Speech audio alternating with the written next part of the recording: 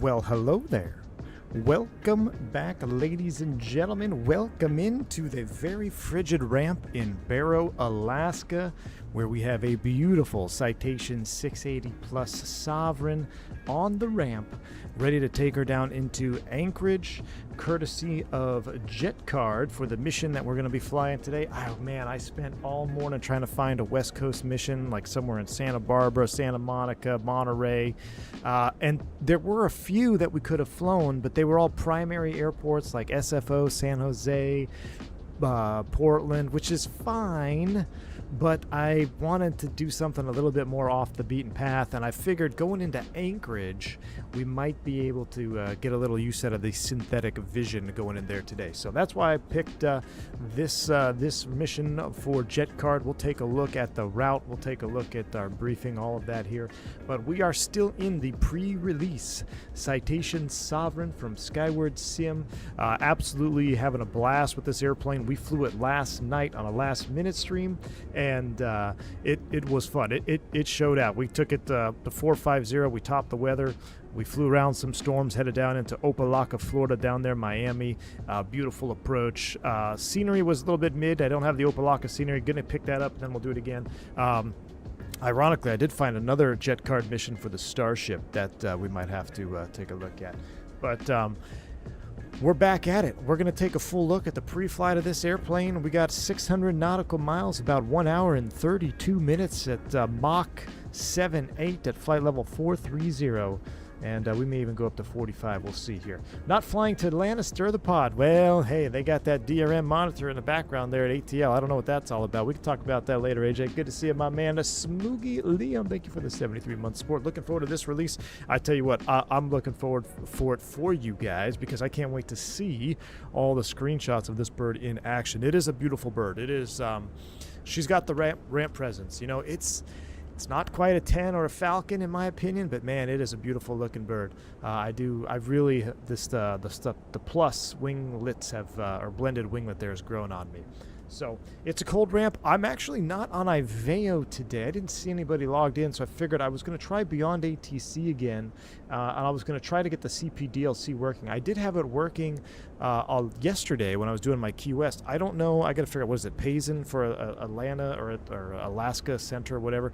I'm going to try the Beyond ATC with this one. We'll see if it works. If not, it might be a little fidgety, because I might have I wound the sim time back. I wanted it to be, you know, a blue hour sunrise, but I forget Alaska, it's pretty much all sun all the way around, right? There is no nighttime. So anyway, Rusty C, thank you for the 60 months of support, my man. Appreciate you. A new promotion for Rusty C. Hell yeah, have a great flight, Captain. All the best to the V1 crew. Hey, Rusty C, my man, thank you for the 60 months of support. Welcome on board. Glad to have you here. Alberto D, I see you, a 60-plus month member as well. Good to see you. Good morning, sir. Welcome in. Digital Merc, my man. Digital Merc. I think we might be flying Starship up into your neck of the woods. Maybe a bonus stream after this one. Maybe a bonus stream after this one. Don't know what the price for the bird is. No, there is no price release just yet. There is no information that I have that I could share with you. Everything that is out there public is all that I know as well, other than my access to the aircraft right now. So I can't imagine it'd be too much longer. I think what Skyward Sim is trying to do is they wanted to have this bird nice and polished before they released it. They don't want to have any, you know, coming now features or soon to release. I think they really want it fully encapsulated. And again, I said this last night, I think they were working on the CWS mode yesterday, and we tested it out yesterday, and it actually worked just as intended, and it actually worked flawlessly for us yesterday. So now that we know the CWS is working, I'm not sure, I'm not aware of anything else game breaking. So again, this is still pre-release, though. Anything could change here and before this aircraft releases. So Discord, Mike P, what's up, man? I check it now, Mike P. Thanks for the $2 super chat. Check it now, man. Should be all right. I'm not sure what happened on the last one. I'll have to, I'll send you a message after the stream, but you should be able to check it now.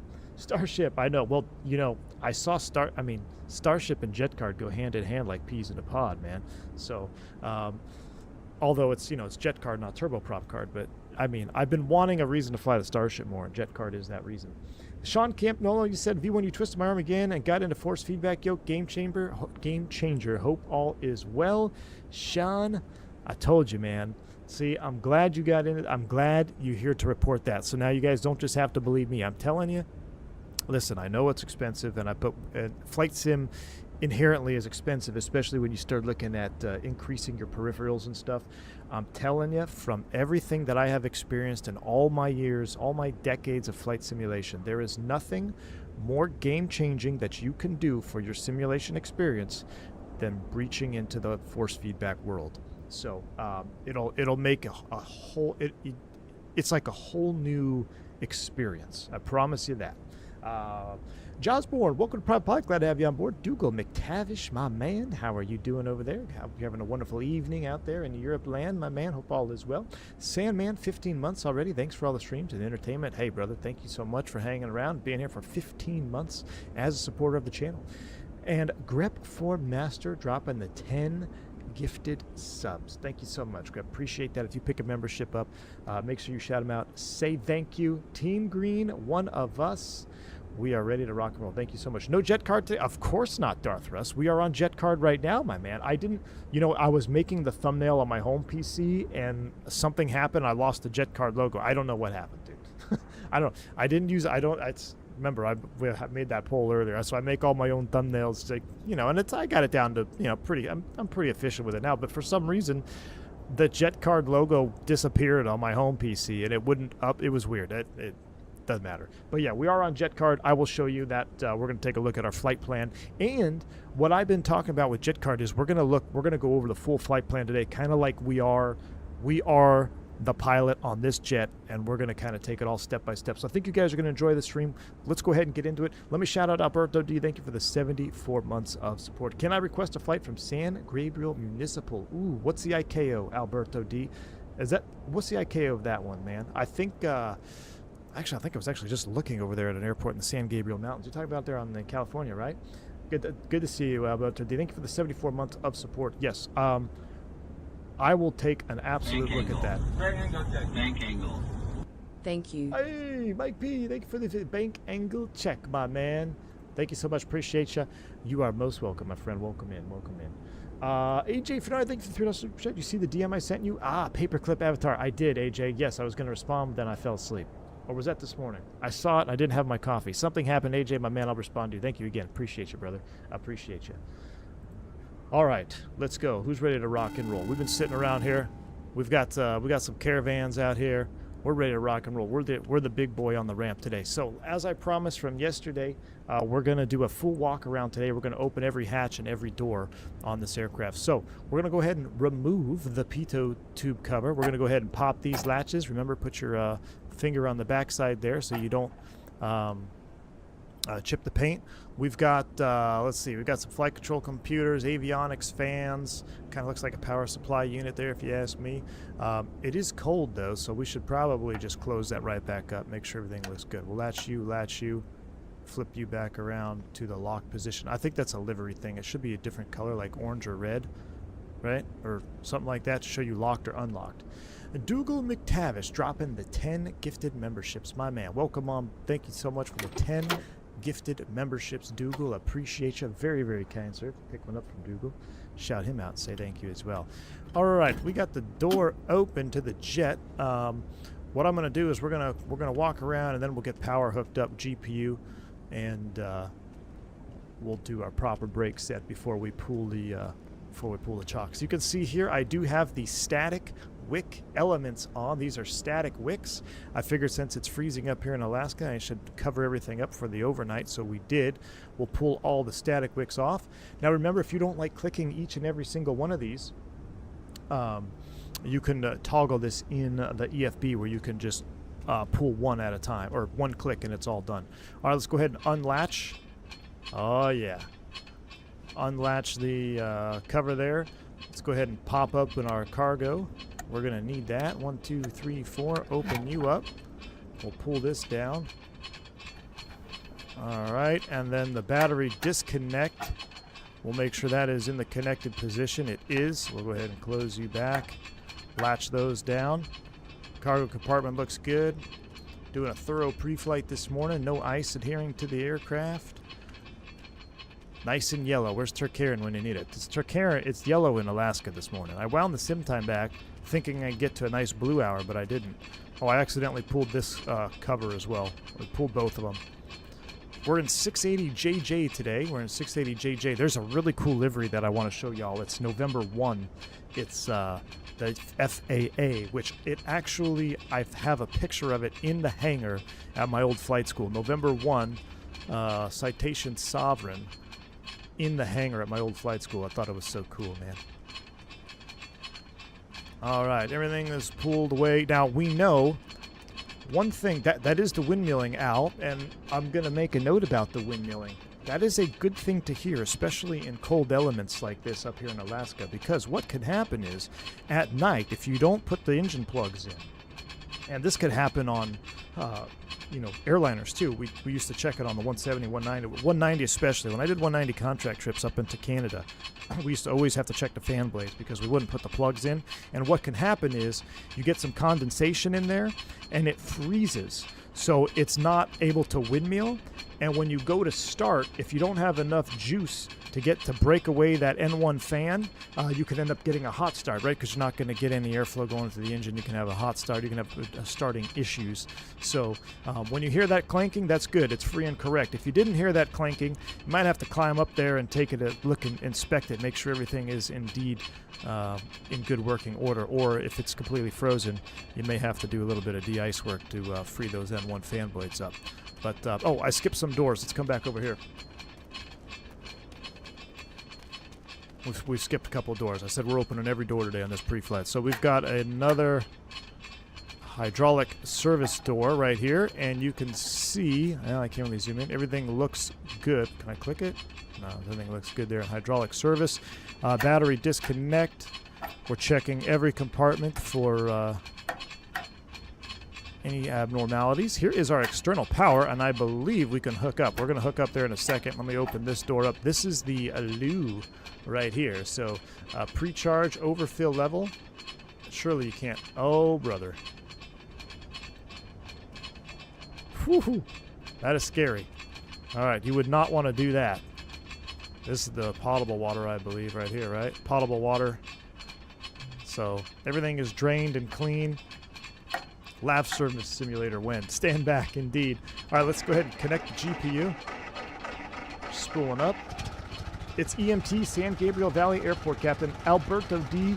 Consider it noted, my friend. I will do my best to remember that and fly us. We'll fly us something in there, man. Maybe a turboprop or something, Alberto. Heck, maybe it's time we do a little bonanza flying too. Alberto D, thank you again for the support. I'll do my best to accommodate that request. I know you're a long time fan of the channel, and that is a fun little area to fly in there, out there, San Gabriel Mountains. So, all right, we're hooked up to the ground power. Everything is connected. We've done all the inspections on that side. We've got the fueling door here. Let's open this up. I don't believe, yeah, we can't do any of our own fueling. All right, so we got the fuel panel. That should we should leave this open for the fueler, though, so we'll leave that open for the fueler. I'll take a look at our oxygen compartment here. All right, so the oxygen levels are good. They will bleed down. You can adjust those as necessary or refill, top them off as necessary, but oxygen is checked. We have the dual bottle on this aircraft. This is our ice light there, the wing light. We'll pull off these covers right here.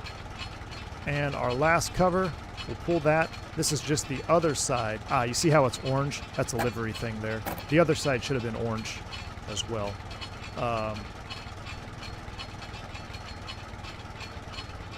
There we go. You can see I believe this is a fire suppression bottle.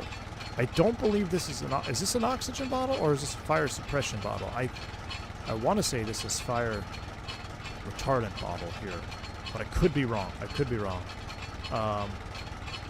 Emergency pneumatic over there. We got some more computers. We got the Garmin system right here. Look at that. We got the Garmin, Rockwell Collins. Does this mean that we're eventually going to get maybe we'll see Honeywell Epic system in here? Maybe one day. We'll see. I don't know. Everything looks good there, so let's go ahead and close it up. Boom, boom.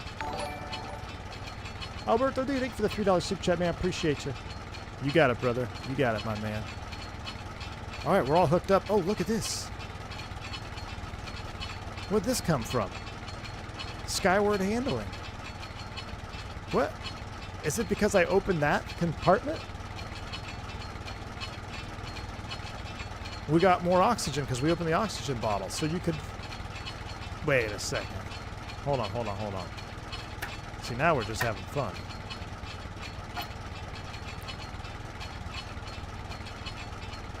Can I, like, do something with them? I don't know. Click on the oxygen port. Oh, that. So when I clicked here, that's when it brought them out. That's very cool. All right. She's hooked up. She's pre-flighted. We're going to leave the chocks on. I tell you what, we're going to leave the nose chocks on, so we'll be good to our... good for the ramper. So we'll pull the aft chocks. We'll leave the nose chock on so she still won't roll. All right, let's hop into the jet here. All right, let's go ahead and there's a couple things we need to do. I'm first and foremost, I'm going to get the... We'll take a look at our flight planning here. We'll hop in the jet and pull up our dispatch release and see what we need to do today. So we're operating from Will Rogers Memorial to Anchorage, 628 miles. We'll take a look at the briefing paperwork. Elizabeth Simmons, the Chief Executive Officer. Graham Powell, Assistant. Teresa's our dispatcher. We're taking them Gulf Coast Properties is traveling to Barrow for... it's traveling north to Barrow. Well, we're going Barrow to Anchorage, so that's backwards. The lake connects Alaska's northernmost settlement property line, Gulf Coast Properties expansion. All right, so we're doing the high priority real estate. Take a look at our OFP here. A Tipsy Penguin, my man, thank you for the $10 super chat. Appreciate you. It says, hope things are going well with you and the family. At any Lake Havasu flights you've seen on JetCard from Sedona or somewhere along the California coast or even Colorado? I've seen a lot of APA. I've seen a lot of Centennial airports at Tipsy Penguin. I've seen a lot, my man. So we'll see. Havasu, I looked up there around Tahoe as well. I didn't see anything that was going to fit the bill for us, but I will keep an eye, my man. That's where I want to fly these corporate jets, dude. West Coast, North. That's where I want to stay with the corporate jets. I love the scenery up here, man. Thank you for the $10 super chat. All is well. Hope you're having a wonderful weekend as well, man. Captain Iceland Air, 7,500 Icelandic krones. Appreciate you. I don't see a message with your super chat, but thank you very much for a very kind, generous donation, my friend. I appreciate you. If you had a message with that, I'll say, forgot to say something. Rock and roll, brother. There it is. Thank you, Captain Iceland Air. I appreciate you. Very kind. I very, very much appreciate that. Chris says if you leave the sink on for a bit, a puddle should be below the would form below the plane. Okay, now that is really cool. I was wondering about that last night. If you put the if you let the sink run, what would happen to our water and stuff? We might have to mess with that today. So this is us trip fuel. Let's see, minimum takeoff. We need 37. Let's call it 3,800 pounds. We're taking 2 hours and 46 minutes of fuel. Block fuel 4 hours or 4,000 pounds rather. Trip plus taxis 2,600. So we got plenty of extra gas up there today. All right, so weather seems good. Let's take a look at the quick weather briefing here for Anchorage. Barrow is good, 2,100, 10 miles. Anchorage is loading. Anchorage may not. Is Anchorage going to load in? I'm not sure if it's going to load in or not. It wasn't loading in earlier, and I wonder why. I might have to do that manually. That's fine. Ground operations. Let's go ahead and pull out our J phone and get that cooking because we are ready. So let's hit up the FBO. I need a fuel order. I need ground power, catering. I don't believe we need any de-icing, and we're not ready for boarding just yet. So we'll send those messages away, and we'll get to work here with the jet now. So with that all done, let's go to services. We're going to connect. Let's see, we got wheel chocks, ground power unit is connected, so we are good. An oxygen port is connected, which we don't actually need. But here we go. Standby power is coming on. We've got the amber light. We got the standby. That's correct. Let's go battery left, battery right. Let her boot up here. That puddle is from the ramper taking a leak. Yay. What's the sound in the background? Those are the engines windmilling out there. Little breeze coming right up the tailpipe. I believe they're actually negative N1s right now. All right, we'll go ahead and go right into external power is on. You can see the battery stops discharging. That looks good. Oil is cold, -10. I think we got a -40 startup limitation. So that all looks good.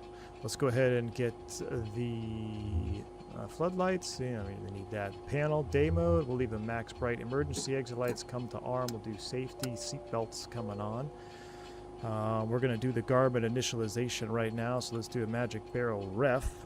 3026 is going to change that. I tell you what, it's kind of loud. We're still waiting for our passengers, so let's go ahead and close the door. It's cold out there. Let's do our pre-flight initialization, get all that started right now. So I'm going to go ahead and bring up the home page, aircraft system summary page, and then we're going to do a couple things here before we start the initialization. Let's go to flight. Fetch sim brief. Weather. Fetch sim brief. Oh, that wasn't found in there. I need the payload. There we go. System test. Okay. Import from sim brief. So we're going to bring in 4,000 pounds. We should have 6 passengers, 330 in the cargo with plenty of CG in the green. Excellent. TOS is okay. Let's go ahead and start initialization. Weight and fuel, 900. That checks. Payload, 6 passengers at 210 pounds each. Cargo weight, we had 330, right? Yeah, that checks. All right. Boom. Let's see. Next. Oh, sorry. Let's go takeoff. Fuel on board. We'll do a fuel on board sync, 4,042. That checks. Landing. I got 60 minutes hold time. We'll leave that. Next. All right. This is where we're going to pull in our flight plan. So we're going to do this from Beyond ATC. Now, I'm curious. Is it Payzen? P-A-Z-N. I'm going to try to log on here. Payzen. 680JJ, but I got to change that to what I have for... No. Actually, cancel. I think we're going to leave that. Destination is Pank. P-A-N-C. File departure is Paber. P-A-B-R. Departure time. No DRMs were harmed. Jeez. Departure time 1535Z, but this might mess up because I'm not running real time in the sim. Let's see if we can get a connection here.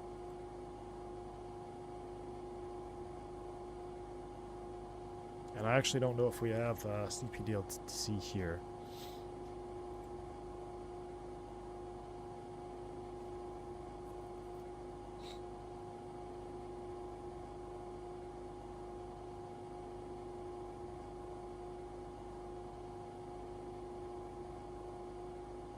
Alright, we got 33.3 is tuned in. Let's give him a call. Oh, that's going to be a problem. That's my CWS button. You see that? Interesting. Unable. This is an ATC frequency. Sorry.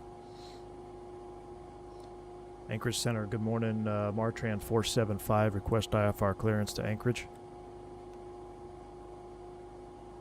Martran 475. Anchorage Center cleared to Ted Stevens Anchorage Airport. Radar vectors Cuddy, then as filed. Maintain 4,000. Expect flight level 450, 10 minutes after departure. Departure with me. Squawk 6413. Should have done it via CBDLC here. All right, clear to Ted Stevens Anchorage Airport. Radar vectors, then as filed, maintain 4,000. Expect flight level 450, 10 minutes after departure. Departure frequency with you. Squawk 6413, Martran 475. Martran 475, read back correct. Starter taxi at pilot's discretion. Hold for release. Report holding short runway 8. I forget what they filed us at. That's the thing. MRC 475. MRC 475.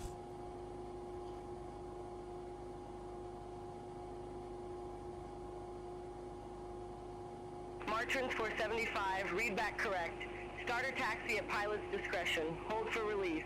Report holding short runway 8.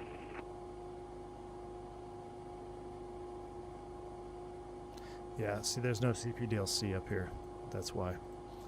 All right, we're done. We're good. We good. There's no CPDLC, but what we can do is we could still bring in our flight plan request from HERE. So we'll request that. Marchins for 75 Anchorage Center. Oh, sorry, I forgot to respond. All right, starter taxi, pilot's discretion. We'll call when ready. Marchand 475.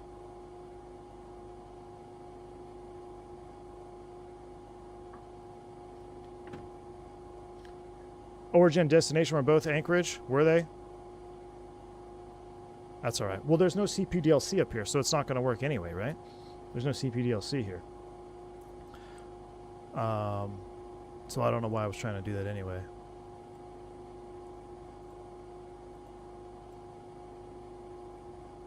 No, it's not. See? Origin, departure. There's no CPDLC up here, guys. It's fine. It does work, though. I used it in Miami when I was doing my test flying. All right, so it's going to be radar vectors. We got to finish our initialization. So here we go. Radar vectors. Is there only one fix, really?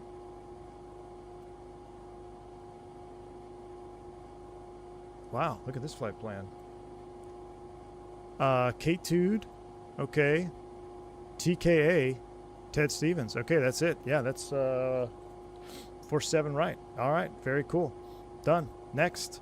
Flight plan, we're going to depart, what did they say, runway 8 for departures. We'll do runway 8.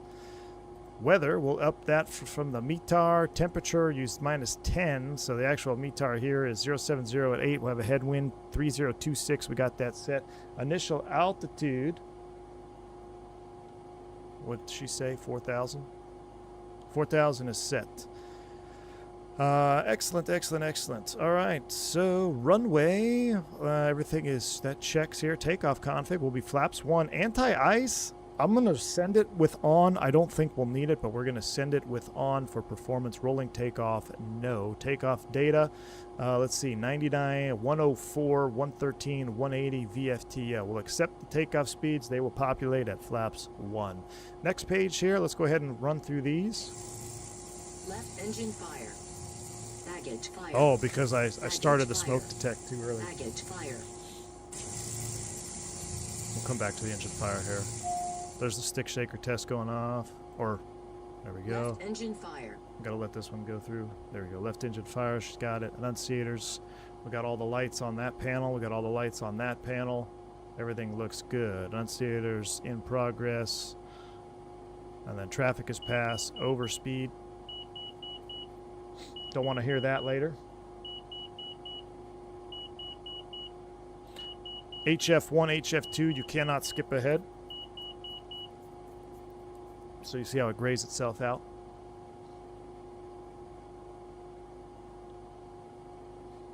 And then actually while that's testing, let's go ahead and get the APU cooking. We'll start warming up the cabin. So we are on GPU power. APU fire light illuminates and extinguishes. Here we go. What's that? Baggage door open. APU spooling.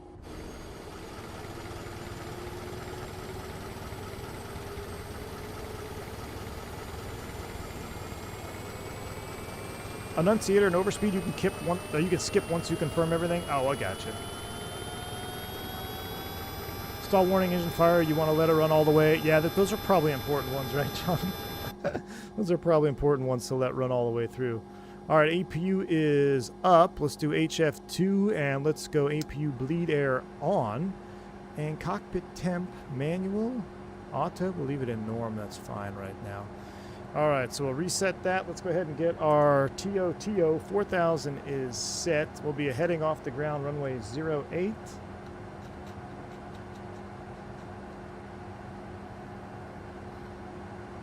And then I'm going to go here to charts real quick.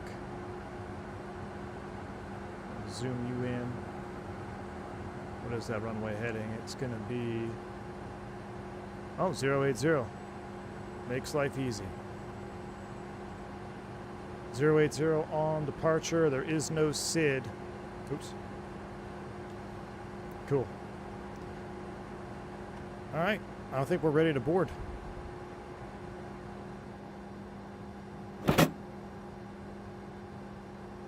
Oh, that's locked. There we go. Door open light. Let's call our FBO, tell them to send out the passengers and get out of here. All right, everything has been done. We are ready for boarding.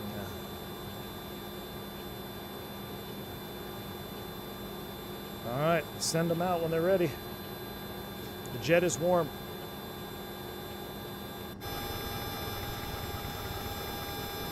F14 Dom, thank you for the $10 super chat, man. Appreciate you. Happy Friday. And F14 Dom dropping the 20 gifted memberships. Thank you so much for the support, Dom. Appreciate you, brother.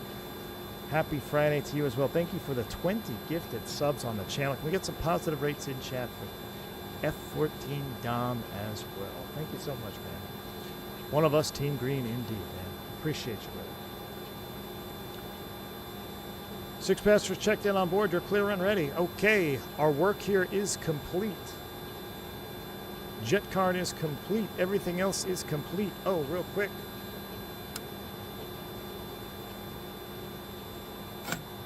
Brake set. Excellent. Let's go outside, close up shop. They're ready to go. Watch your ears. It's loud out here. Full chocks.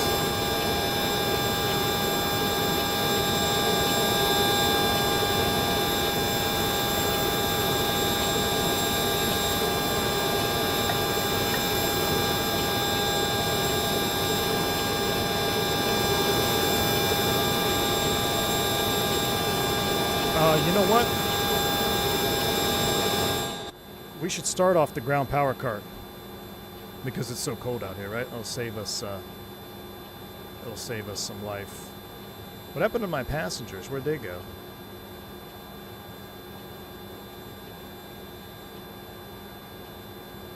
Didn't we have 6 passengers on here?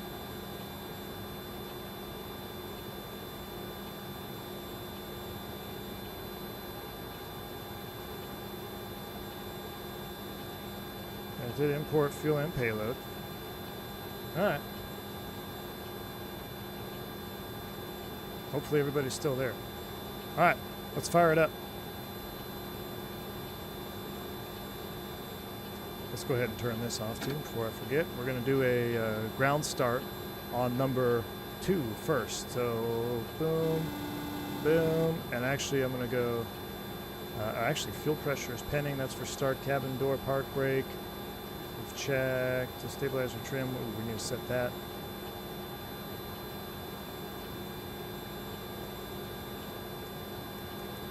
That is set.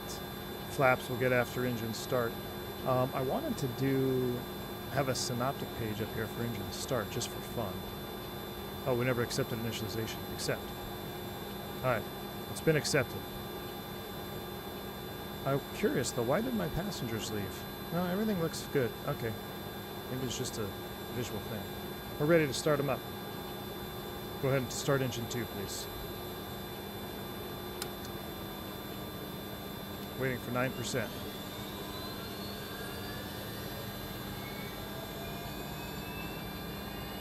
I just messed with, I hit the wrong button on my...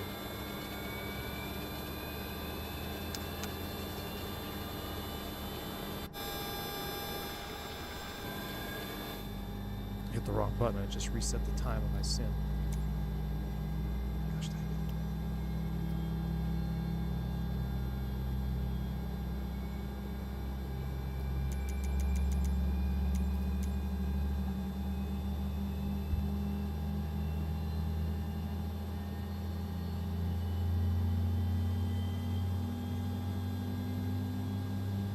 Wait for it.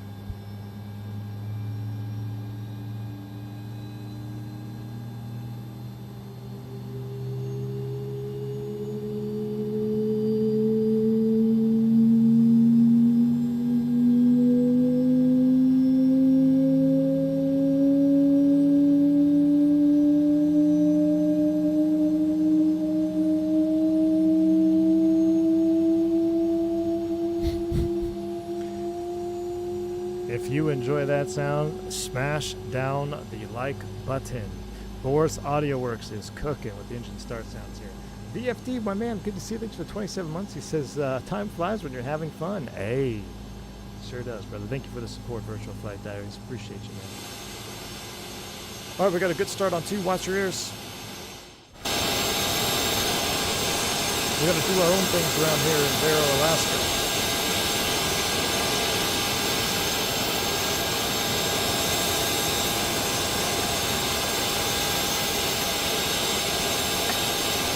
All right.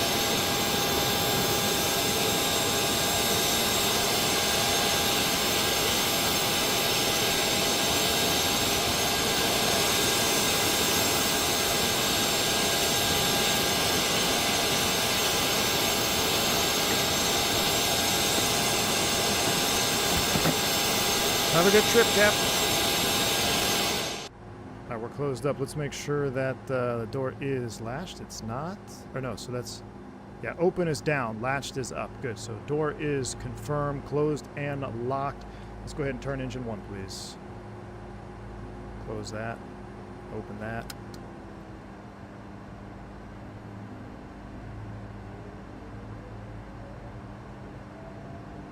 Oh, the baggage door is open. Got to get the ground crew back out here. That's right, we'll go out there to listen from this one anyway.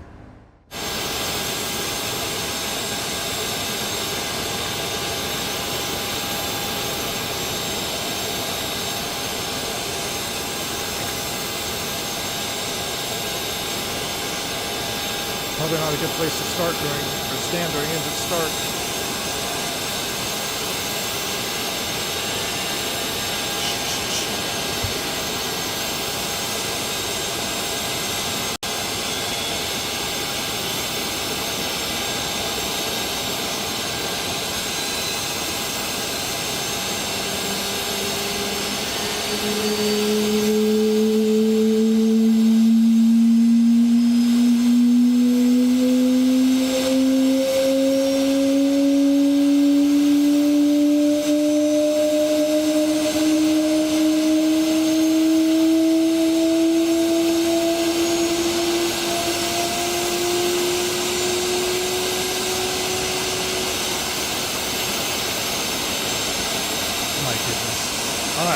Stand by, remove the oxygen carts, give them a salute. I wish you could salute. Aircraft started, ready to go. Let's go flaps to position 1. I think we can remove that external element. Yeah, you see this? You see how my people keep disappearing? Why do the people keep disappearing from here? That's interesting. All right, I've already imported the payload. Let's go back to ground. Let's go ahead and get rid of the oxygen cart. Excellent. They're done. We've got a salute. We are flaps 1. We're ready for taxi. Flaps set. Actually, before we do that, we got a yellow over here. Park brake. Oh, that's on me, so that's normal. Let's scroll this range down a little bit. We're going to taxi out to 8. We're going to go back to home, charts, and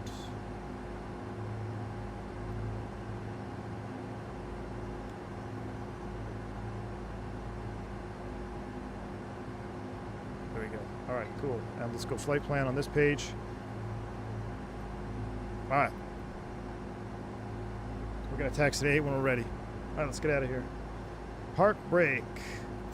Released. Taxi lights on. Let's go. How are we going to get out of here? We'll come to the right. Oh, I wanted to test something for nose wheel steering. Okay, so that's with my tiller. Let me stop. Let me try with my rudder. Ah, no, see? John, if you're still here, I was talking about this in the Discord. So that's with my rudder. It should only be a few degrees, right, with the rudder. See, rudder is still moving my tiller.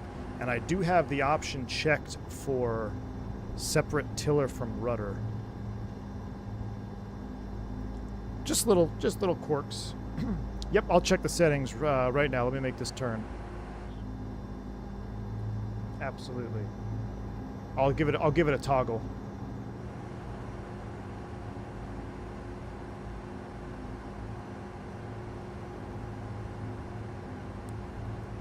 Let's go ahead and just stop right here real quick. Let's give it a toggle. So we're going to go to settings. I believe is it simulation or is it configuration? Let's look here. It is going to be simulation.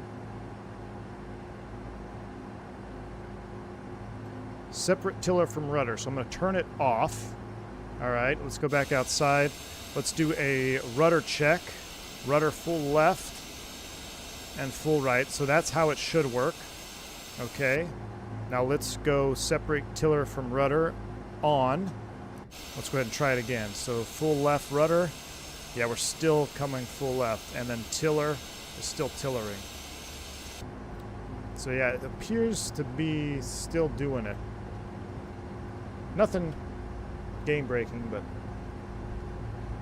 I don't know. I'm pretty sure I have the build that was loaded yesterday, I think. Are charts implemented in the working title Garmin, or is this different? Eamon Burke, this is all implemented in the sim right here. I have no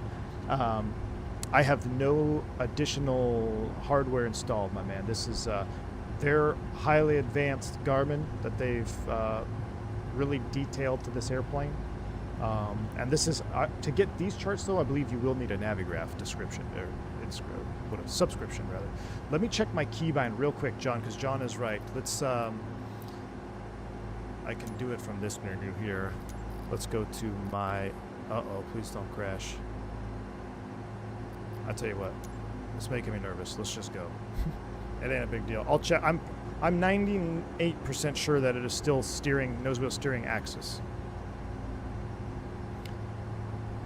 All right, on the taxi out, our flaps are set. Let's do a flight control check.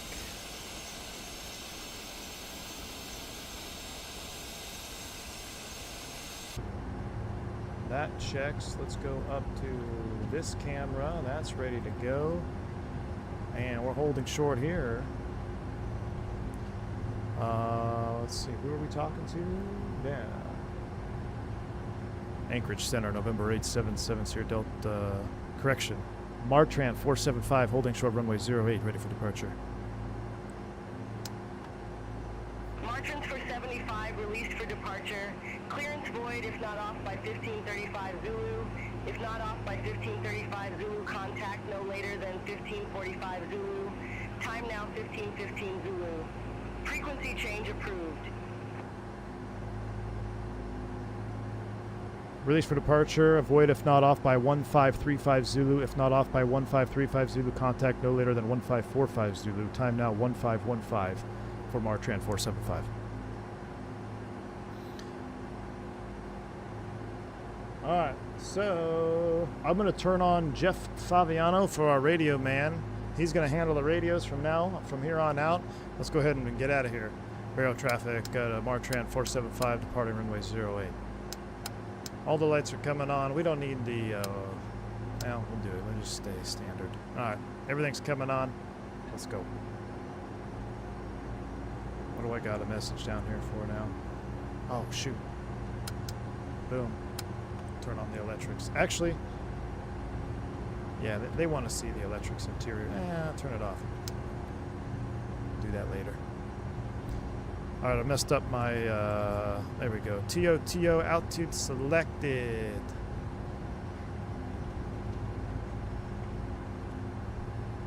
Yeah, it's a heading departure, so we'll be selecting heading flight level change.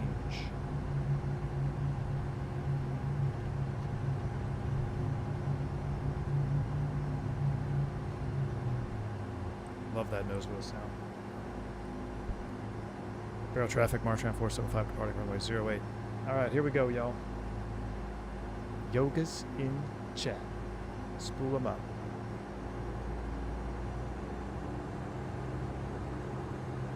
I'm going to hold the brakes, and for cinematic purposes, I want to hear them spool from here. Here we go. Set takeoff thrust.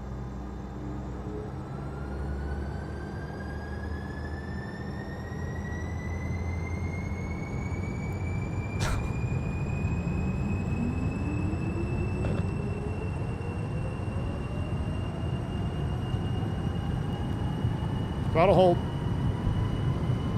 80. Move across one. V1. Rotate. I love that nose wheel thump. My goodness. Positive brake. Gear up.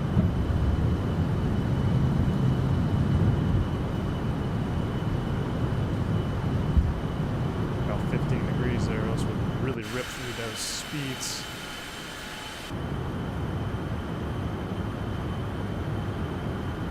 1,000 feet. Flight level change. Heading. 180. Flaps up. Come right, heading 120.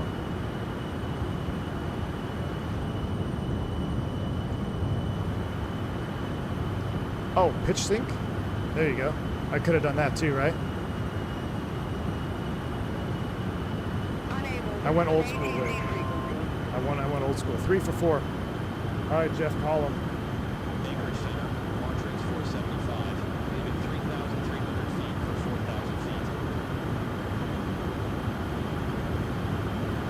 March range 475, reset transponders, clock 6413. 6413 in the box, launch range 475. Forgot to set our transponder. Oh, I gotta turn the autopilot on real quick.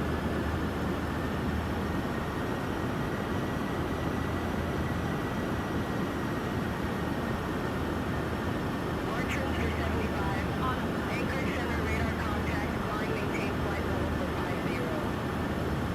Climb maintain flight level for 50, launch range 475. March range 475, turn right, heading 155. Turn right, heading 155, launch range 475. Look at that thrust up. Man, you really got to get that pitch going before you start overspeeding 250. Probably should have just done manual thrust. Coming right to 155. My gosh, look at that pitch vector.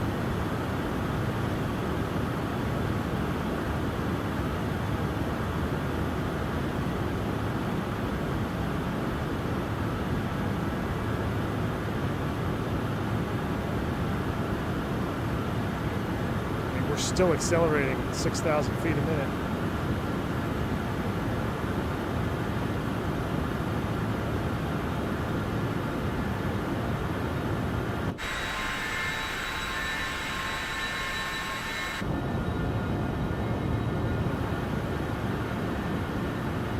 There's 10.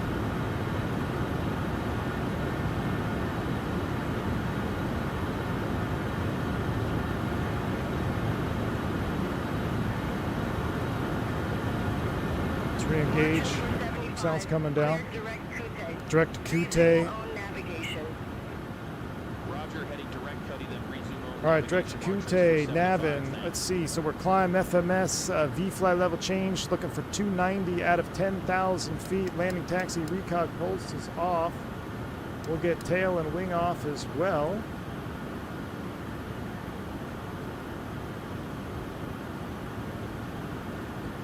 We can, let's see, get rid of, we don't need the charts over here anymore. Let's go ahead and just put the aircraft system page up for now. Let's do cabin management, no. Electrical, fuel, check everything here. Temps are all good. Propulsion, that's all good. All right, let's scroll this out. Not going to be any weather on our climb out today at a 15.5.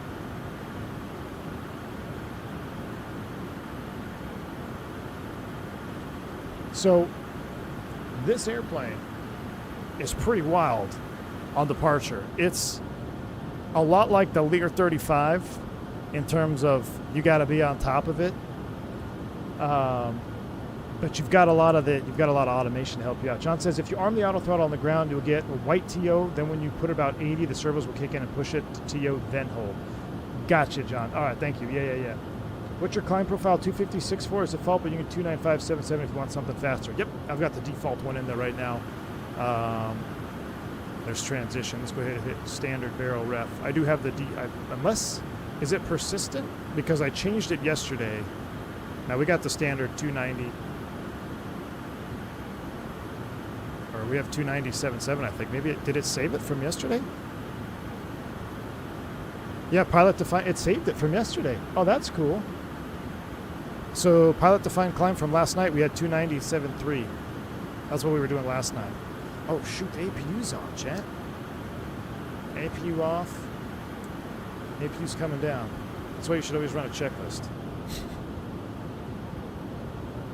The VIPs are complaining that their ears are bleeding. Nah, Glufu, not with this airplane, man. The pressurization is so good you won't even notice, dude. It's not like you did that in an MD-80, your ears would be bleeding. But this ain't no MD-80, man. You paid for Sovereign. You paid for Sovereign Plus. You get Sovereign Plus performance. Why don't they tell you the transponder is foobar before you take off? Well, BombTech, because they couldn't actually get it until you go airborne. They can't. So taking off at a Barrow, there is no ground there. It's all uncontrolled. So they wouldn't actually see it till you got airborne. So that's a realistic interaction from beyond ATC there. I just forgot to set it. I'm surprised Jeff didn't set it for me. The sound set alone is a gem. Antonio, I'm telling you, man, how many times have we said it on this channel that sounds can make or break an add-on?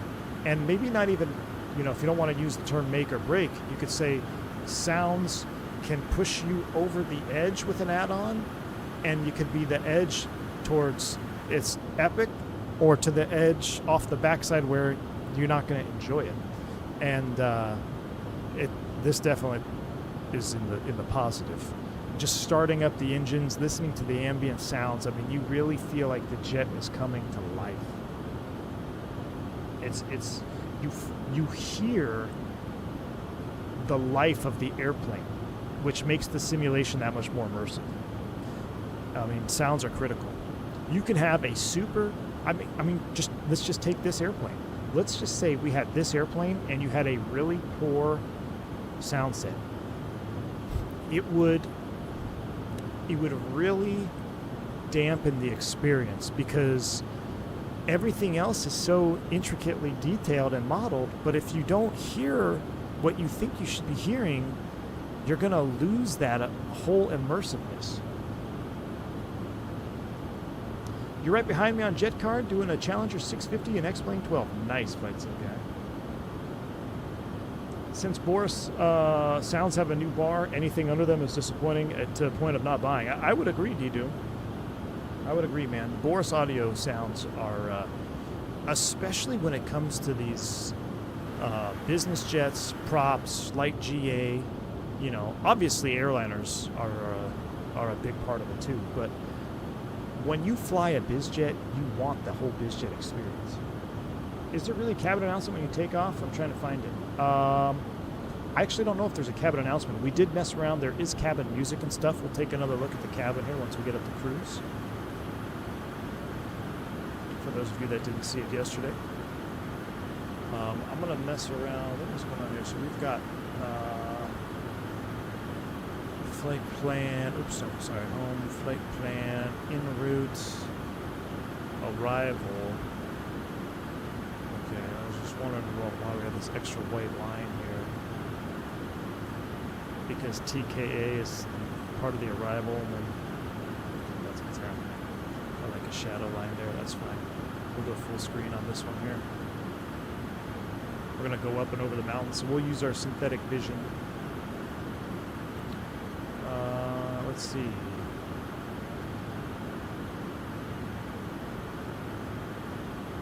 me see if I can connect here. So Hazen, flight ID is, what's our flight ID again? MRC 475.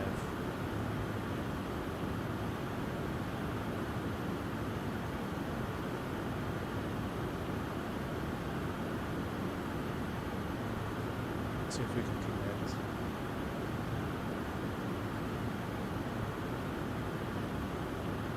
Is there surely there is CPDLC up there, right? Or is it KUSA? Flight ID, transponder menu, top right. Oh no, it is 680 Juliet Juliet. But should that be changed to what I'm filed in should that be changed to what the call sign is filed as?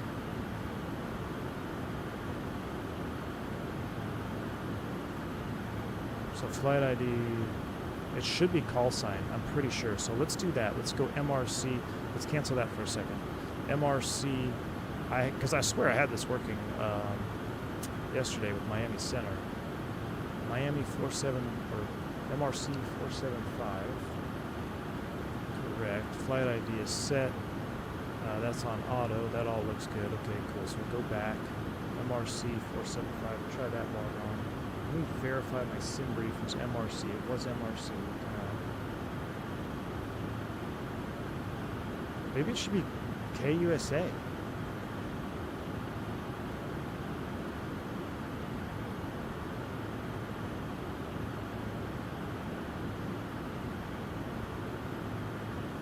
I did, so the only thing different, as we're at about 33.5 here, there was a Beyond ATC update today.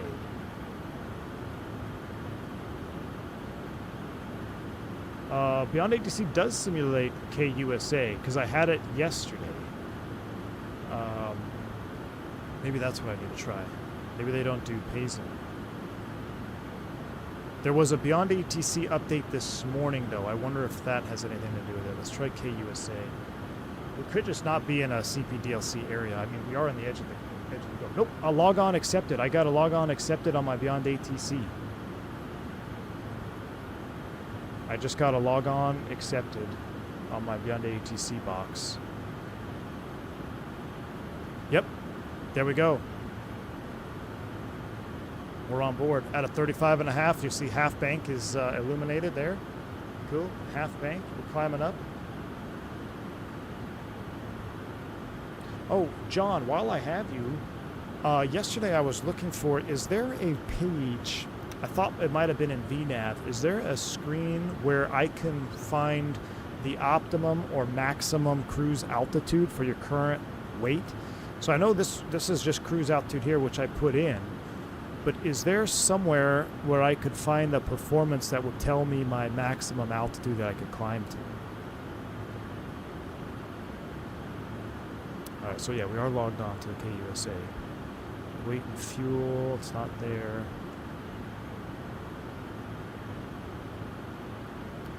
Checklist, waypoint info, nearest utilities. No, that will be active perf in real life. It's something I want to simulate as we get predictive performance and all sorts of cool stuff, but it's not something we did for release. I got you, John. All right, cool. Very cool, man. I just wanted to make sure I wasn't going crazy. Basically, if she stops climbing, descend. Look at these views as we go over northern Alaska. This is going to be great as we go over the hills. Typically, you can get to 45 right out of max takeoff weight. 470 is max if you're below 27. Oh, so there we go. Very simple. All right, so pretty much if we're below max, which we were, go back to full screen here, you can get, we're clear all the way up to 45. Below 27,000 pounds, 470 is the maximum. Very cool.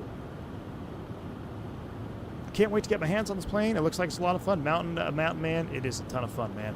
I'll show you some cabin details too here as we cruise up. What I didn't mess with yesterday at all is my PFD. Let's do some little PFD situation here. So we're nav source, OBS.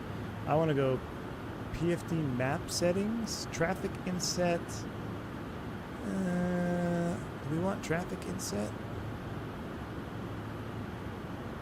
Range.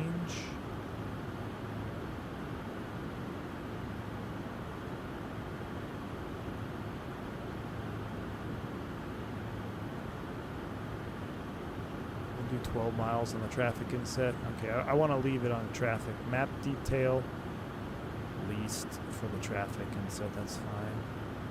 That's coming off. That doesn't mess with that one, does it? Or does it? Let's see. No, that's a separate over there. So this is for mine. We'll do that setting there. I'm a big split PFD guy with SVT and full map MFD. See, John, man, I'm not, dude. So I love synthetic vision when we're in terrain. One thing I don't like, someone asked this question last night, is synthetic vision over water. I don't like seeing blue on blue. For some reason, I feel like it just adds to a possible,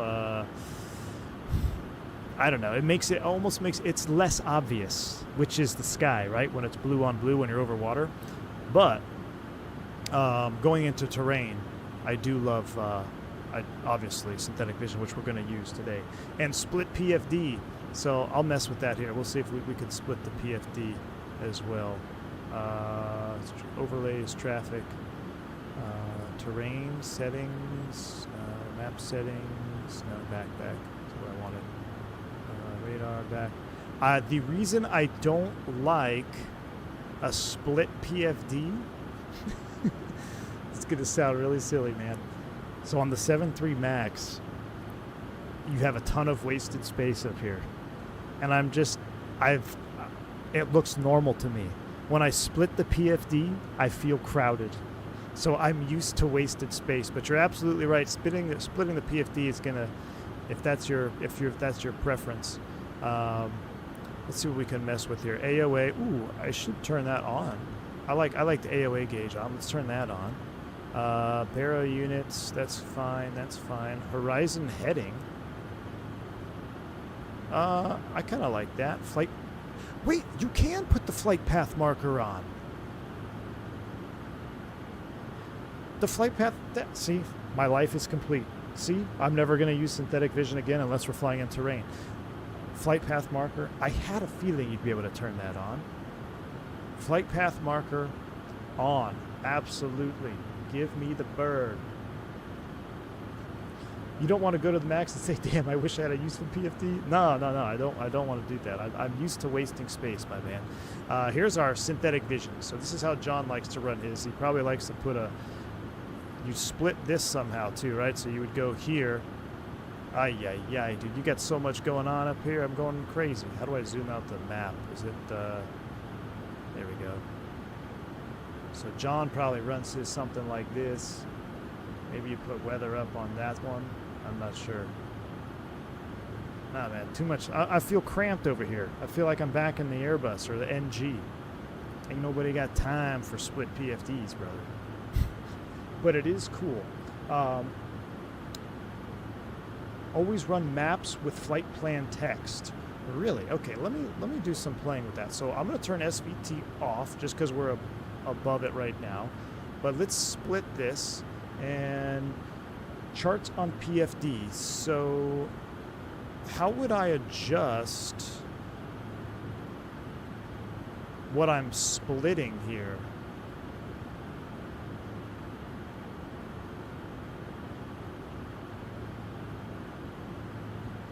So how would I put the chart? Let me see, because I kind of like what you're doing. So if you want to select a pane, you do it through the middle GTCs. Ah, okay. So, hold on. Yep, so now I'm selected. So now I could go chart, and we could put, there's our airport chart right there. Surely you can't drag it. Okay, that's cool. I mean, that's, okay. I gotcha. Now, for taxiing around big airports, okay, I'm with you. We're going to split the PFD for taxi. Me like it. If you bump the GTC to the right, you'll select the nav map on the MFD, then you can play with the settings there. If you bump the GTC to the right, you'll select the nav map. And then mess with those settings. So let's bump this to the right. So now we're selected, and now we can mess with the map settings there. Yeah, see, now it's I see, because that's the selected one. So what John is saying is to select which screen, you see this light blue? So I'm going to go arrow left. You see now this is blue, so this is active. And then you would configure it from here. Aircraft parking. So we could read our charts and do all that stuff. You could zoom in. Hold on, we're 44 for 45. So I typically GTC on the PFD and the right G so I don't have to flip-flop. Oh, really? So you could put this one... Wait a second.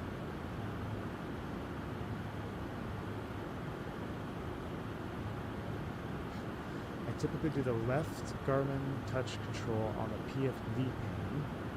Okay. So that would be this one.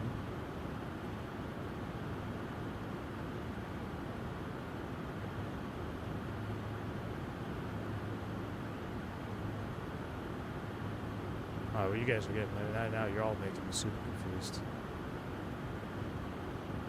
I just want my actual charts. Oh, A380 approved taxi routes. Just keep my basic chart up there. So you want to have this one over here, and then this one working this one. Oh, left GTC on MFD. Okay, so you want this one on this one? And you move, and then the right?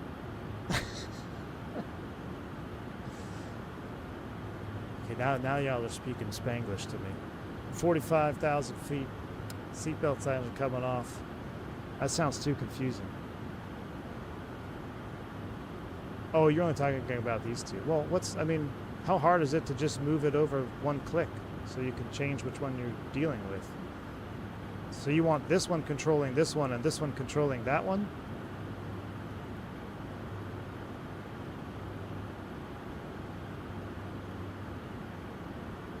Ah, I see.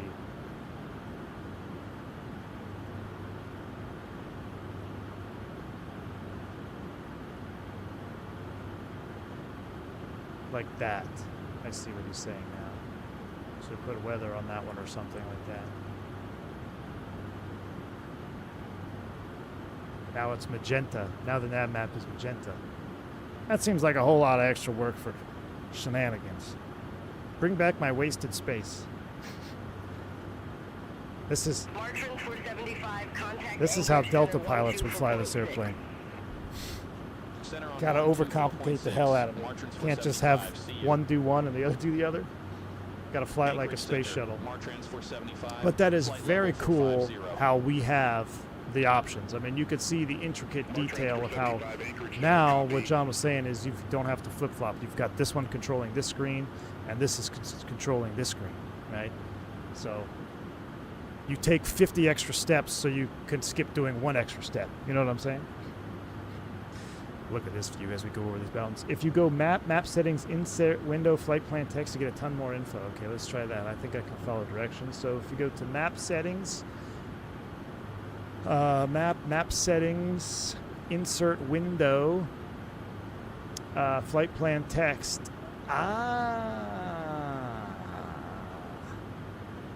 Look at that, see? We're slowly but surely turning this into the Artemis 2 rocket. Is it bad that I know this off the dome?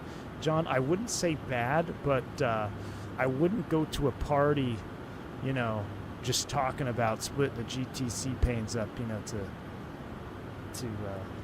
just some random folks. They might look at you a little bit funny. It's a little bit concerning, not bad, but as a developer, it's excellent.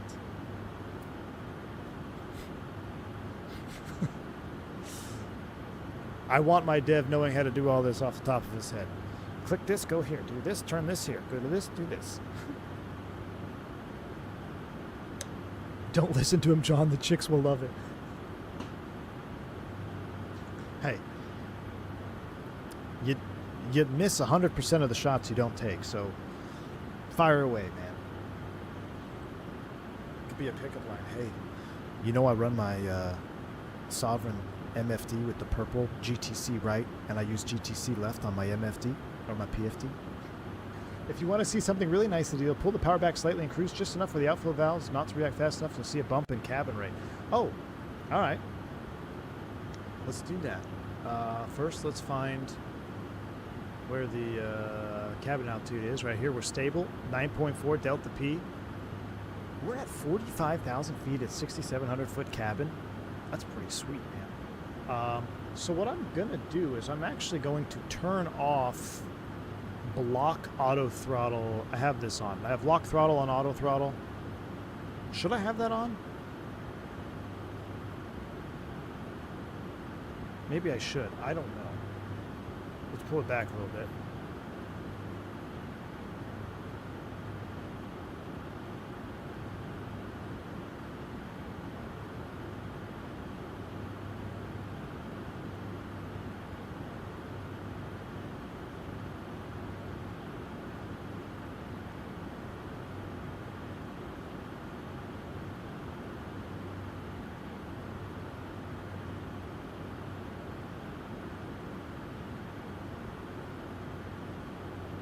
Maybe I didn't do it fast enough.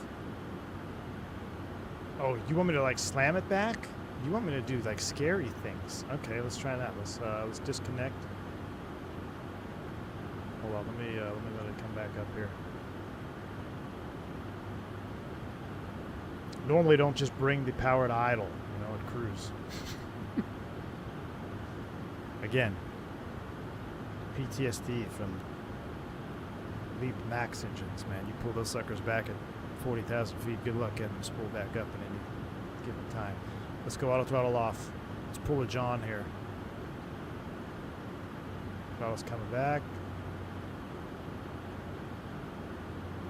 They actually won't come back. They like stop at 81. Oh, they're at idle.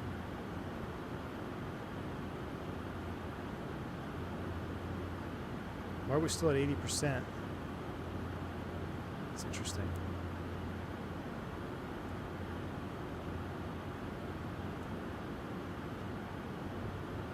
Let's rearm that.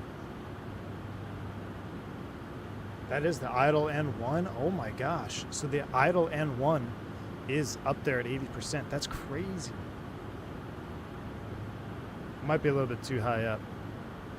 Because, yeah, it's only going to go back it's only going to go back 18% there. I'm trying to work this out. Phenom, for my flying with jet card, which would you be suggesting? This plane or the Phenom? Well, I mean, let's talk about that. So, let's take a look at the beautiful exterior, too, because I love the exterior. Oh, look at those mountains down there. Mid to large size jets pay more. I'll say that. So larger jet missions typically pay more. Not all of them, but they typically pay a little bit more.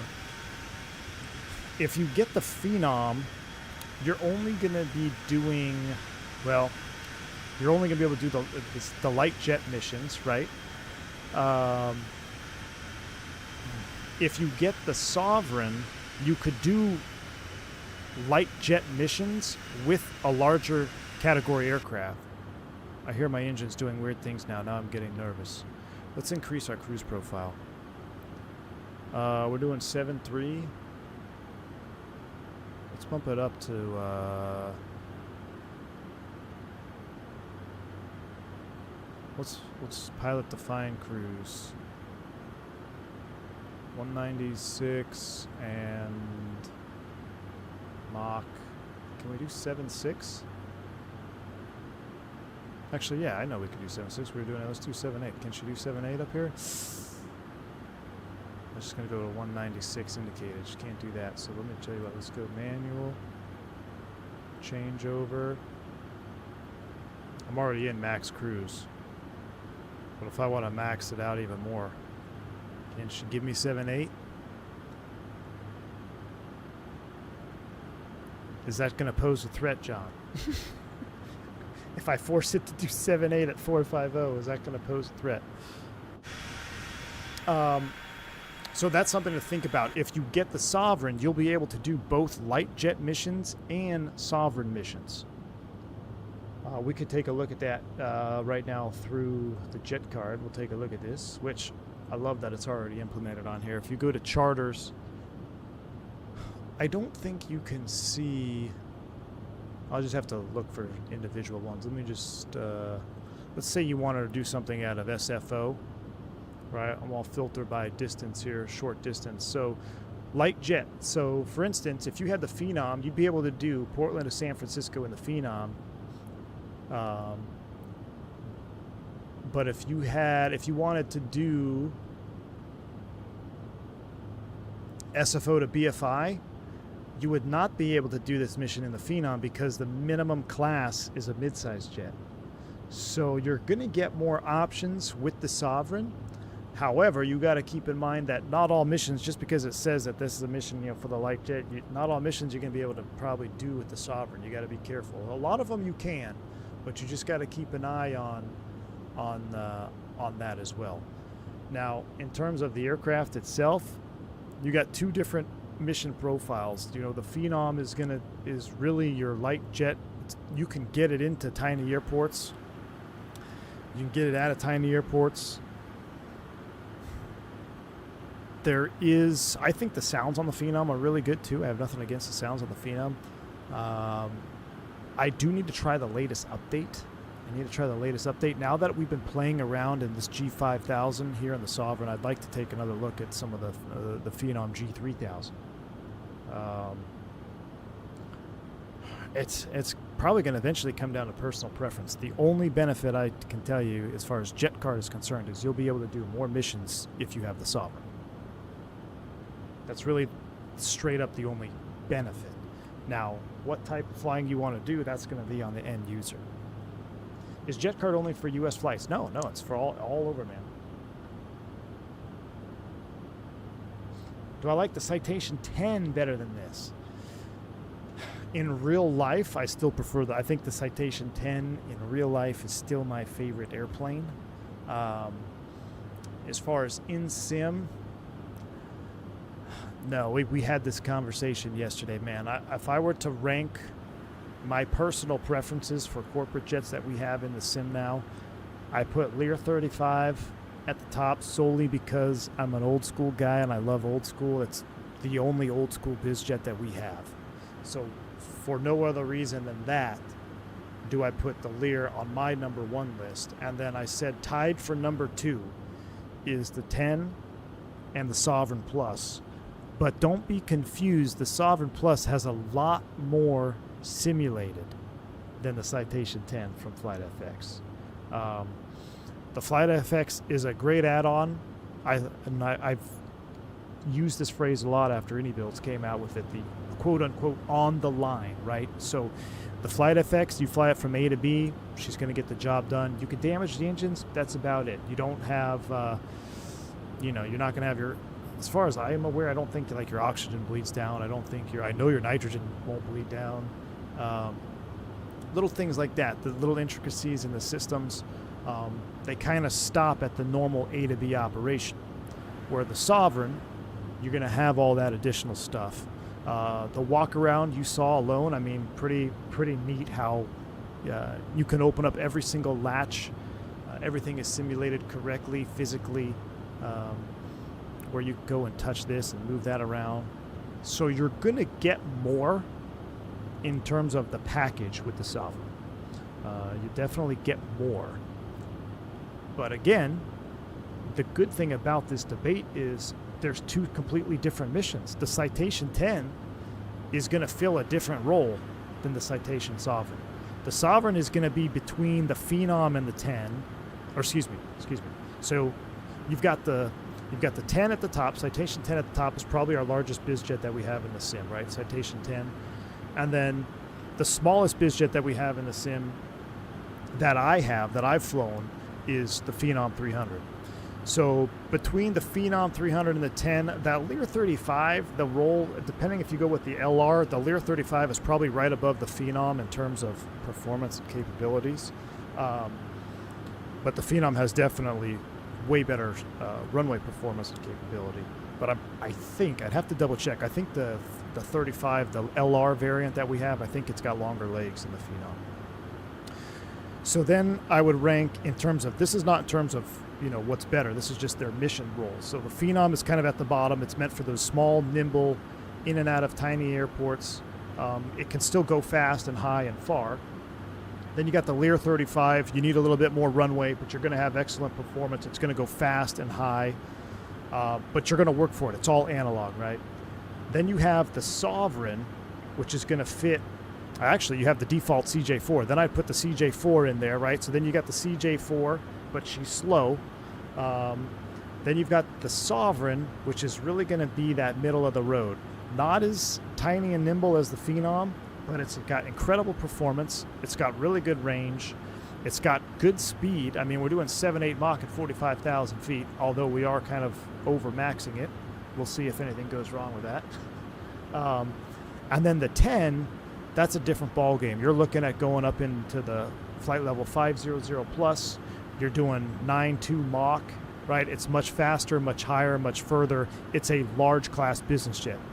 So we have all these wonderful biz jets in the sim now, and the good thing is they're all fitting different roles and different mission sets. So you got to decide what you like to fly the best or the most, and then look at that class category biz jet to purchase. Because I really do enjoy them all. I mean, there's the only biz jet that I bought that I'm like, ugh, I can't believe I bought it, is the, and you guys are going to laugh at me, it's the Coronado, the Premier A, I think we bought for career mode. And it's, I mean, it looks good. It's pretty. Coronado makes a pretty airplane, but it just doesn't fly really well at all, and it's just a Coronado. I just got kind of sucked into it. So that's the one I'm kind of disappointed I bought. But all the other, you know, third-party flight effects, Skyward Sim coming out here soon with the Sovereign, FSR, Phenom. I don't have the Honda jet.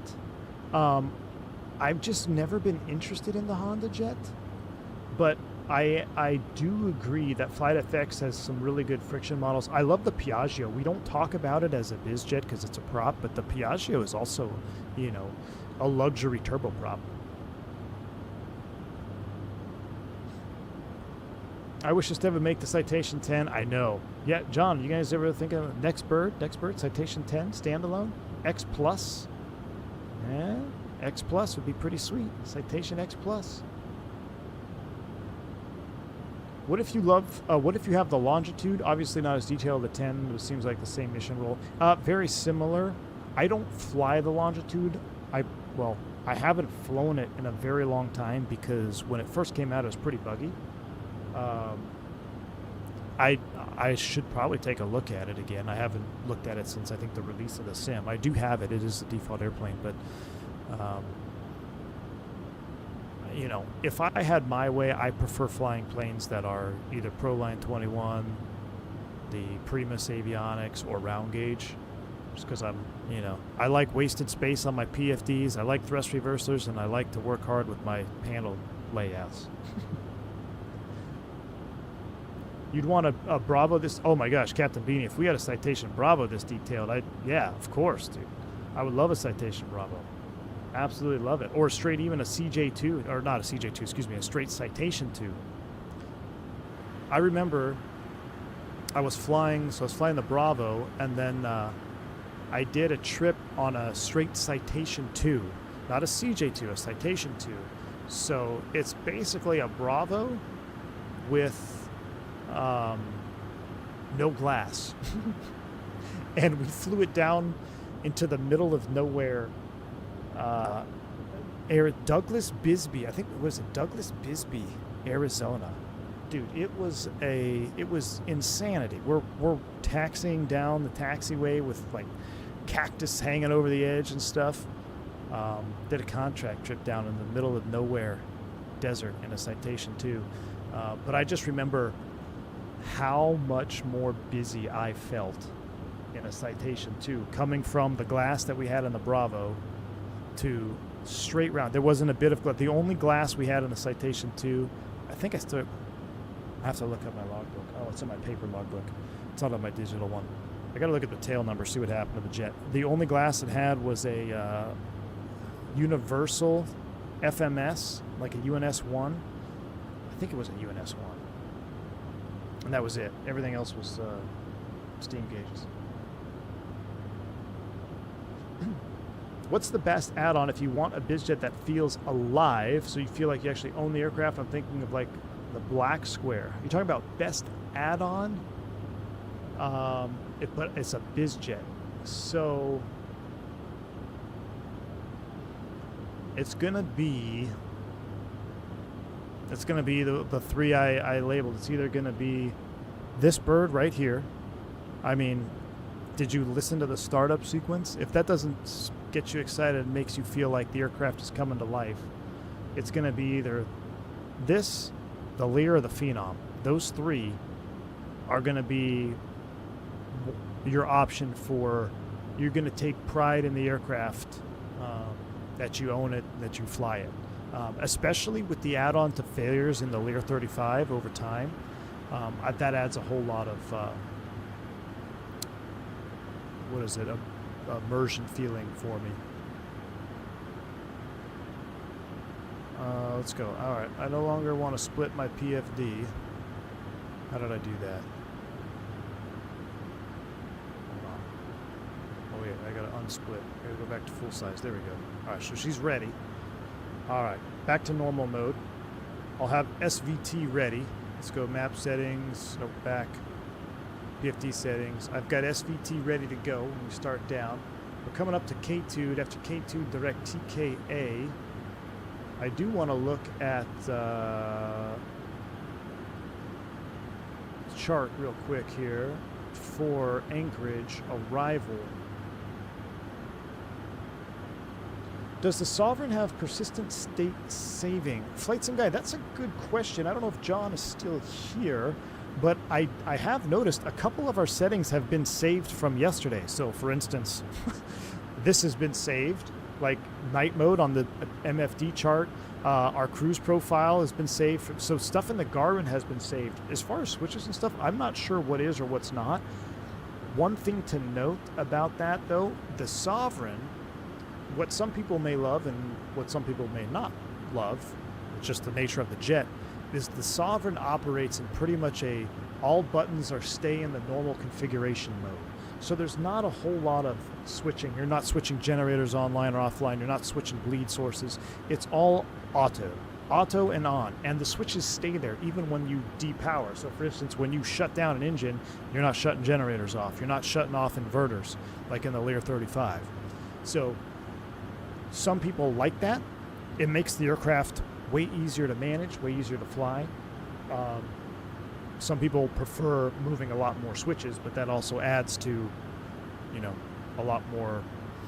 You know, you got to stay on top of it because you get behind. So, as far as state saving of the switches, honestly, the only switches you're going to be messing with are the battery switches, the external power switch, standby power, electrical interior, which we're going to go back and take a look here at the cabin real quick. We'll do a quick cabin tour. But after I want to make sure, what do we file here for arrival? The Tager 7 is what we filed. Tager 7 into, or Tager 9. Why did it say 7 on there? From, really? What did we file? Oh, Tager 9 from TKA. There is no bottom. Let's see, 5,000 at Anchorage.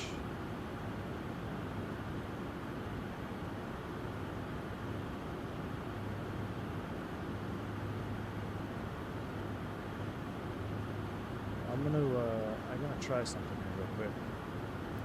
Let's go. I might be too far. Let's create message. Lateral. I want to do route modification request. Request direct to.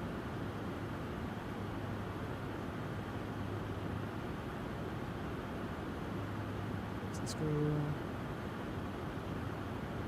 Direct to Tager. We might be too far.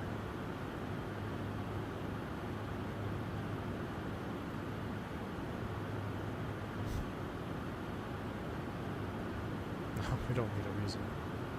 Let's send a message. Request direct to Tager. Look at that. CPDLC working. What about state saving of fuel conditions between flights? I know your fluids save, Flight Sim Guy. I'm not sure about fuel or engine condition. That I'm not sure about.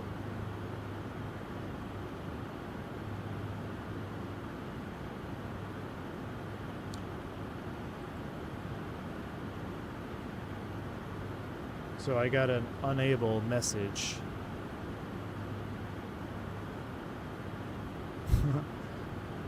From my Beyond ATC, it said unable. I wonder if it will show up here. Where would I get a message?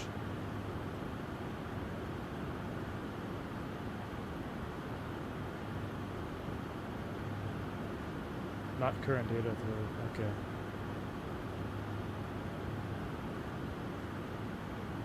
There is a delay simulated. All right, well, we'll hang tight. Let's go back to home screen. Back to map. We're happy cruising up here. Let's turn on this For those of you that didn't see yesterday, take a little look into the cabin. It is a lovely cabin. Look, as we power up the in-flight systems. Paper to Anchorage, that's us. Let's go audio. Who wants to jam out a little bit? We'll do a little jam out. How are the shades? Does everybody like the shades? The sun is coming in from the left. I'll tell you what, we got to do it on the other side. Let's go back.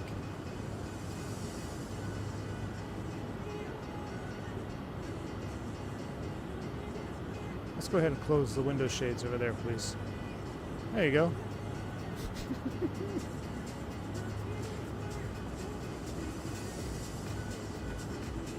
Now we're just vibing.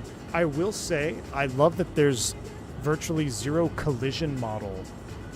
So when you move around, you can move all the way around and set your views up the way you want to. Some aircraft, you gotta like hack yourself to the outside mode, you know? I love being able to just move freely through the airplane completely.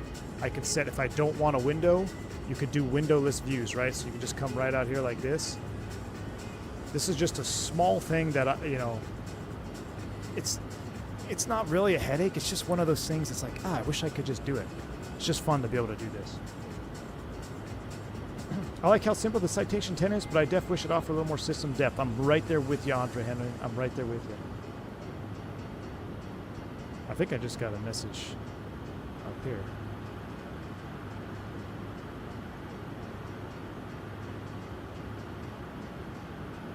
I wonder why that's not populating. I wonder if there's something on my Beyond ATC.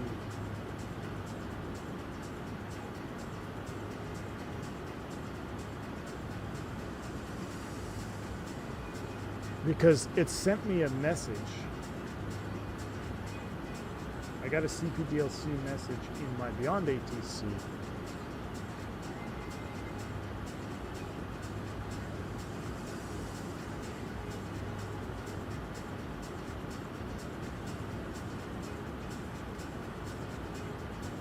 It auto-populated the frequency. It says contact on, oh no, 133.1.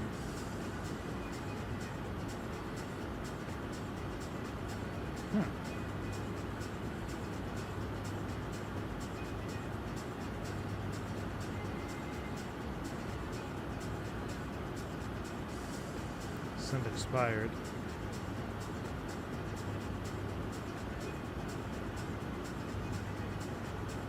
Cars. Delete that. Alright, contact on 33.1.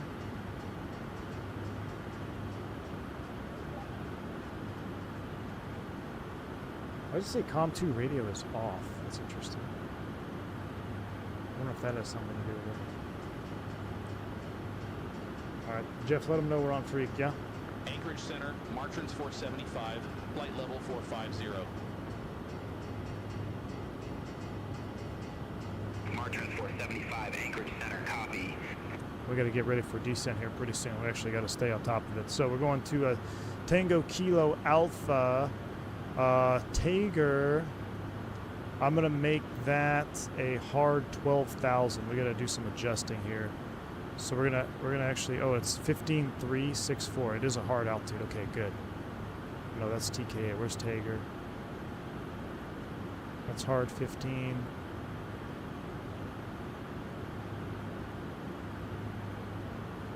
I feel like we're staying high a little bit too long. Maybe not.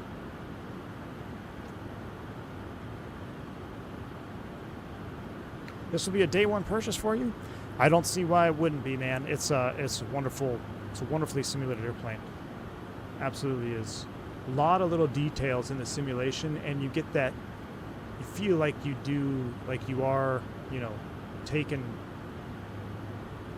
pride in your jet, right? When you're doing the walk around, you're pulling all the elements off, you're checking all the fluids and levels and stuff. COM 1,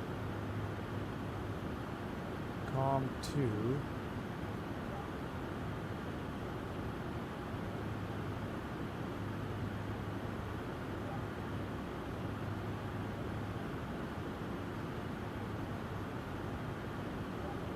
33.1. I'm just wondering why my Beyond ATC is saying that COM 2 is off. And I'm just wondering why that is.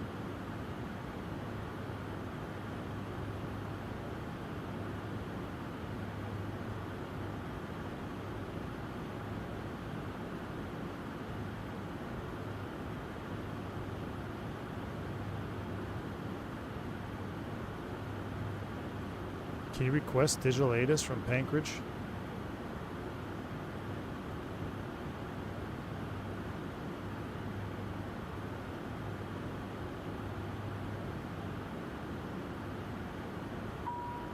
Whoa!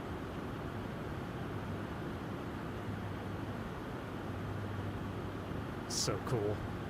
ATIS information, Golf, winds 120 at 4, 10 miles, broken 200, 14, 829 or 82, landing runway 7 right.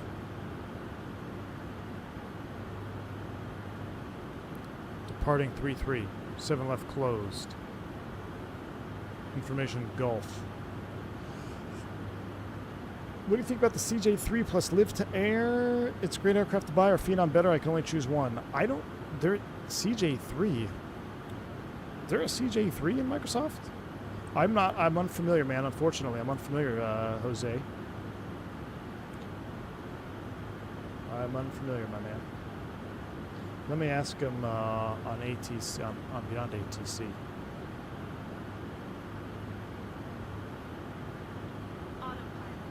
Anchorage Center, Martran 475. What is the weather at Anchorage?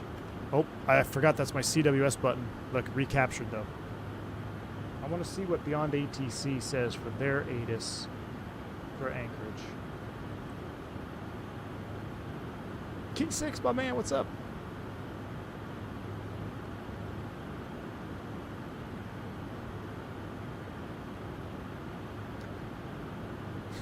I got a not current. That's interesting. So when Beyond ATC is trying to send me a CPDLC, it says not current data authority. What is that? That's when they're trying to send me a message.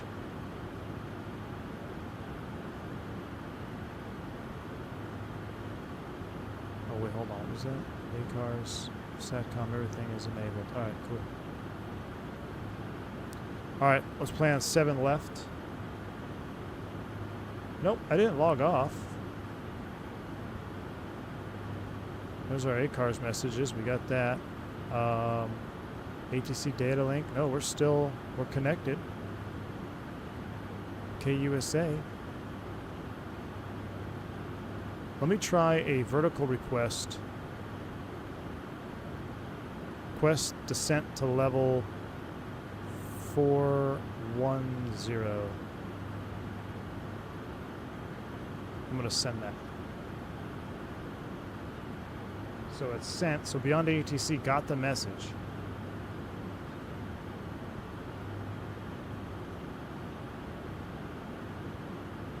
Maybe Elon Satellite screwed it up.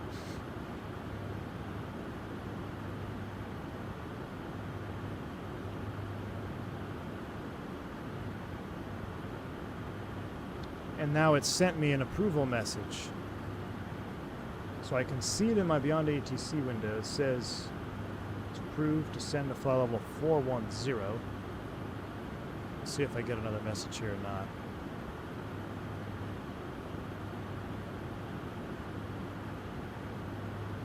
These are GPS satellites.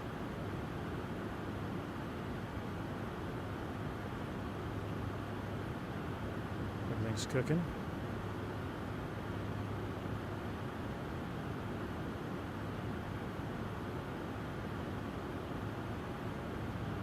Oh, I started messing with the wrong side. Oh no. No! See, now I'm all confused.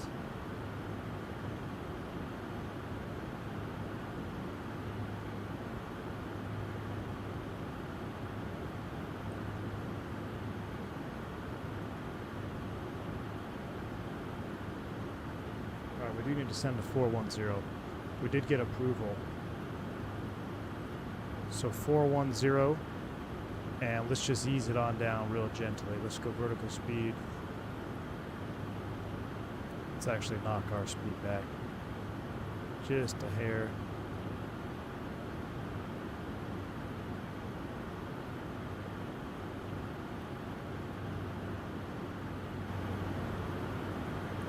Yeah, should we start to trickle down to 410?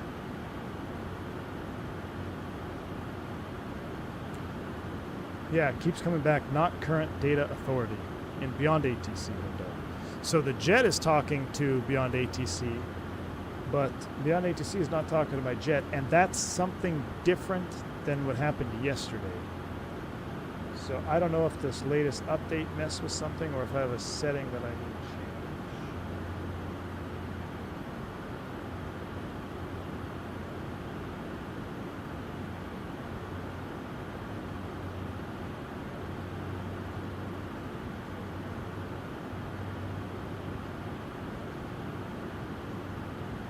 I don't know if there's something I can change in my settings at all.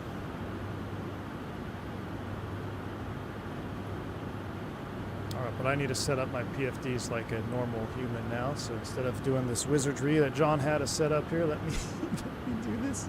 Let's go charts half. Alright, so now why is purple over there? I want purple to go away. I want you to just go do something else. How do I get my controllers to be normal again? Why do I have GPS status here? I want map. There we go. That's what I want there. And I want charts over there. Good. All right. And then this chart. No! Why are they flip-flopped? Why are they flip-flopped? My left is controlling my right. My right is controlling my left. I'm cooked. It's inverted. Now I've got two charts up. So I want this chart to be arrival Anchorage.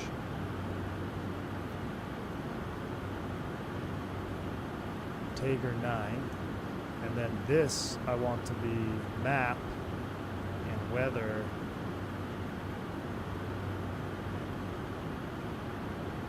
on. And we'll zoom you down a little bit.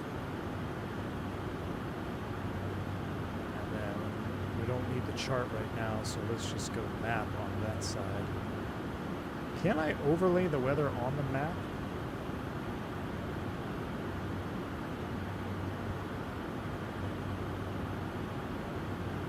Yes. Okay, so hold on. Map settings, connect radar on that, and then this one is somehow controlling the right side of my screen. I want you to be chart zoomed in.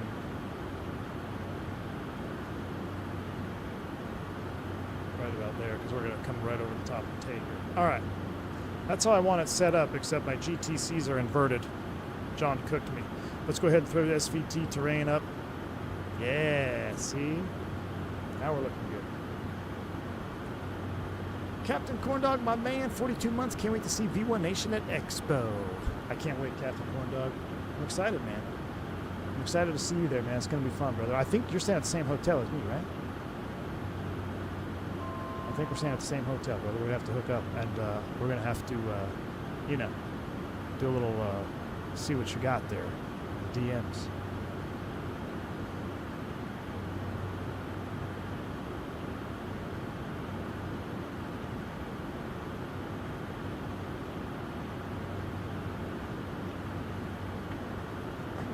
All right, so okay, here we go. John is he's gonna wizardry us back to normal GTC operation. Let me, everyone take a breath. I gotta read this. All right.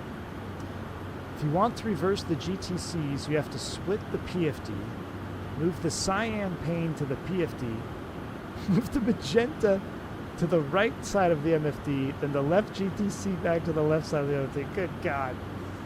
The fact that you know this off the top of your head is impressive. All right, so let me see. One step at a time, chat. One step at a time. Okay, so he says split the PFDs. We're going to split the PFD. Okay, I think I know where he's going with this. Then this has to go there. Yes. Then this has to go there. Now this one controls Those two. That's what I want. Now we're normal. Life is good. Back to full screen. Thank you, John. My man. My man. We got it. It's like playing a video game. Gosh, look at that. I love the texture in the high sun on this wing. These little scratches out there on the wing. FS Expo group chat went. Joe Plains. It's in the Discord. We got a channel dedicated for it. So I'll be popular there when Expo shows up for sure. That should work with AI slop devs and make it seamless so you can use the slop and not transmit when a controller is offline, but it would hand you off. I don't know, man. I haven't been on VATSIM in a long time, brother. Not current data authority means ATC is trying to send you a message, but not on the facility that you are logged onto. It's still sending from KUSA. I thought so.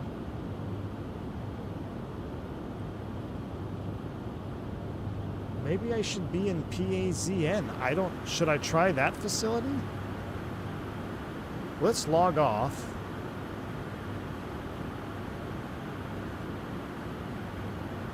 Well, so now it showed me log off on there. Let me try. It's PAZN, right? Do I have the right one for... Let me try. Anchorage Center.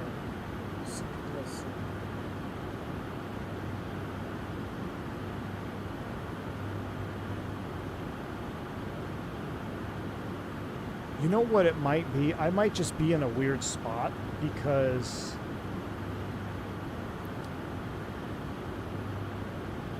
I don't think Beyond AT simulates Anchorage.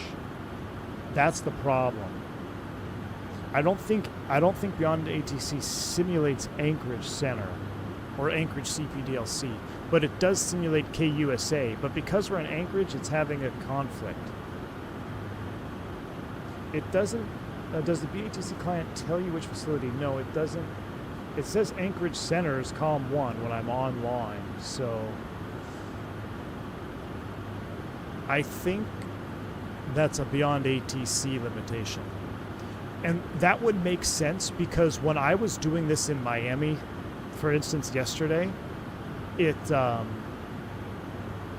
was working just as it should.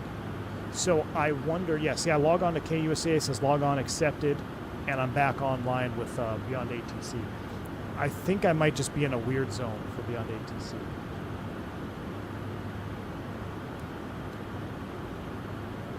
Yeah, in Alaska, I picked a hell of a, I picked a hell of a route to mess with that.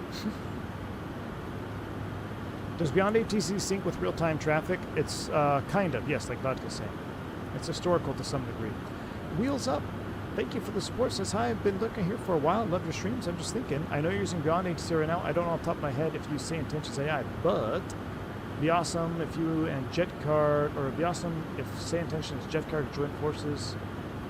It'd actually be something set up in JetCard, if that makes any sense. Maybe. Wheels Up, I haven't messed with any Say Intentions. Just because I've been able to get everything I needed to out of Beyond ATC. I might have to take a look at Say Intentions AI, the more popular it gets, but there's a couple things that I'm not interested in, like subscription-based services and stuff of that nature. So we'll see. But it does make sense. It can, I mean, what I love about JetCard too is that there's, it's still early on. So there's so much potential for that program. I can't wait. Is there going to be a V1 VATSIM meditation session at FS Expo Key 6? No, but I think what I might do, Key 6, is I might go sit down at the booth and try to... I might go try to sign up with the VATSIM booth. Let's see. Jeff is asking me, do we want it? Yeah, we want that clearance. Expect Tiger 9er with the Talkeetna transition, runway 7 right, Martrans 475. Runway 7 right. Let's go ahead and look here real quick. Charts. Approach ILS 7 right, 332. We'll enter that. We also need to go back. Perf. Let's set this up right now. We'll do current. That's fine. Weather, let's load METAR data, 126 at 429 or 82. Runway is all normal. Landing configuration, I'm going to run the data with anti-ice on. We may not need it. Thrust reverser stowed. 99 on the ref. Jeff is an auto respawn now, so that looks good. Jeff is doing the auto respawn. We're set up. Look at that. Look at that synthetic vision. That is kind of cool. Markings 475 Anchorage Center.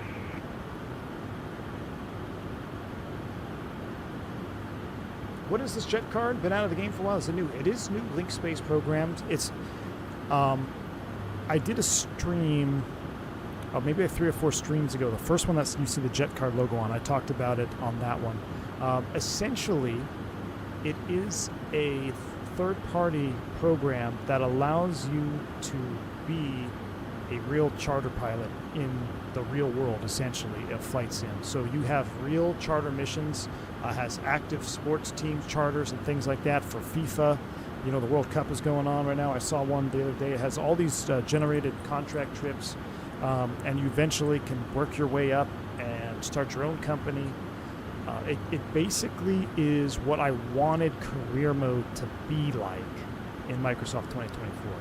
But it's focused around premium jet charter, corporate jets, and also turboprops as well. I will have a video out on it shortly, but there's some more content out there too. You just kind of search it. But it is what we're running. So speaking of, let's take a quick look here as we get ready to start our descent. Let's go to our flight tracker. This is us. Let's turn on the radar and traffic. There is no radar out here, but there is someone up here. Who's this? Is this the guy that passed me in the Challenger? Yeah, flight sim guy. He passed me. Markings 475, descend and maintain flight level 210. So he's on jet card. There's a lot more jet cardigans flying around in the U.S. right now. Well, we gotta descend down. So we'll take a look at our debrief here in a bit. What did they give us? Look at the beautiful mountains. Flight level 210.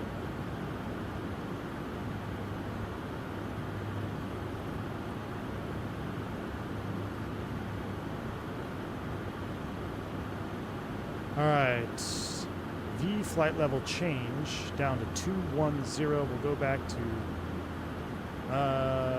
nope, manual speed. I screwed that up. I didn't change my descent profile at all. Don't slow up that much.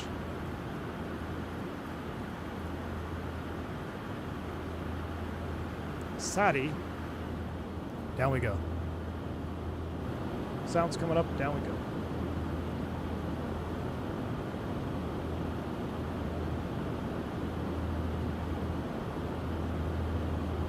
Okay, so there's our answer. Anchorage does not have data link yet. There we go. That would explain the CPDLC issue. That would explain the CPDLC issue. There's no CPDLC up there.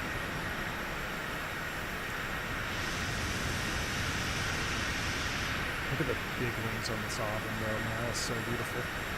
I like this livery, too. 680 JJ. Very clean. White blue livery. Yeah, we're going to call the FBO right now, actually. Good point. We should do that. Let's give them a holla.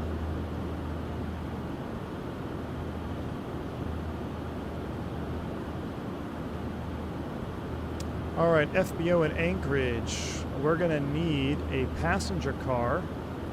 We're going to need a crew car for us. And we're not going to need any of the following items. We'll just get those 2 items cooking right now on our descent. We are in descent phase. Oh, there's our messages right now. Passenger ground transport confirmed. Vehicle stays stage plane side.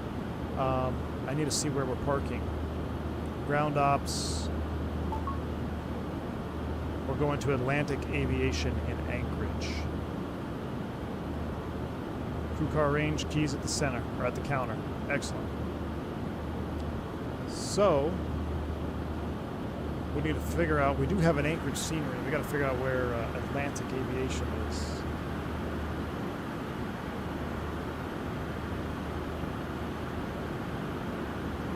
Oh, A-Wind. I can't wait for the Whiskey Throttle liveries, man. What is it, airport facility directory? I haven't looked this up in so long.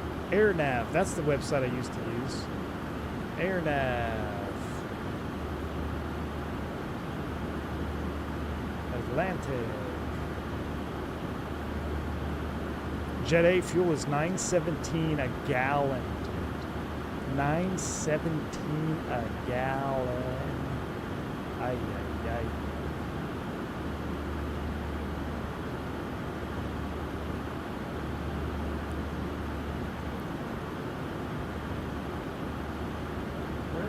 Where is it though? Oh, let me look at Sky Vector. How do I find her? Atlantic FBOs.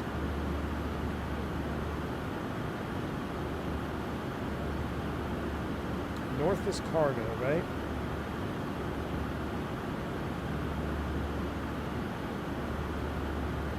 I'm assuming it's on the southeast side. Somewhere off of Kilo? Oh no, FBO is off of Echo. Alright, so it's off of Echo. And we're landing 7 right.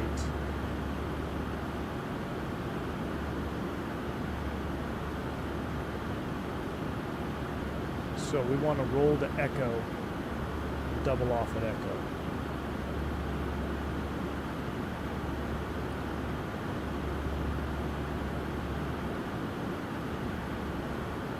So I can show you on this lovely situation. So right here, we want to roll on Echo, go into the FBO right here. That's where we want to go.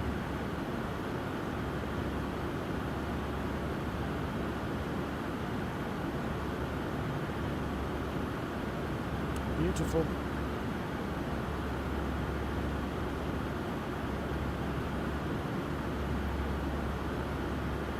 Procedures, make sure it's all loaded up. We're going to be ILS 7 right, and we'll take it off of Elias. 332. Just loaded only. Okay, copy that. She's loaded.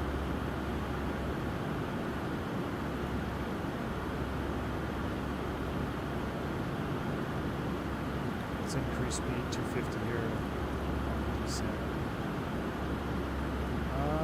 Should have done that, not in flight level change mode.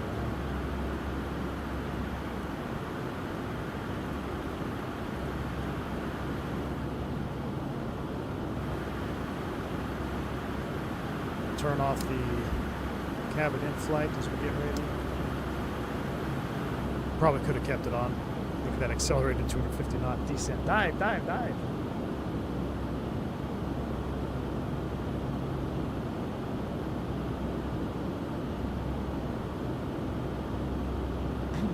Jet card shows you where they are on the airports tab?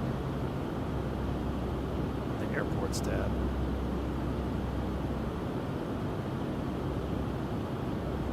Oh my goodness, he's right. That would have saved me a lot of time. Look at that.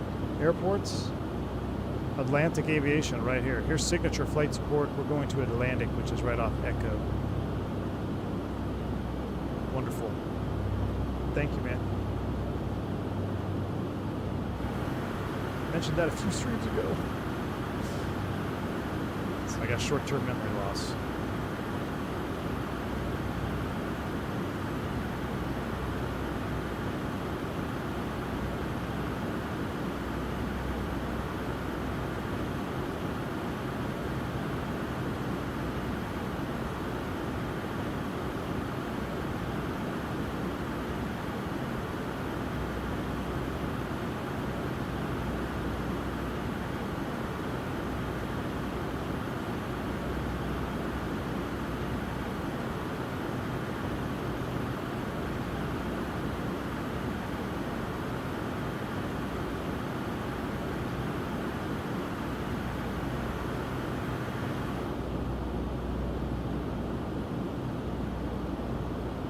I love just hearing the sounds of the engines humming in the background, man.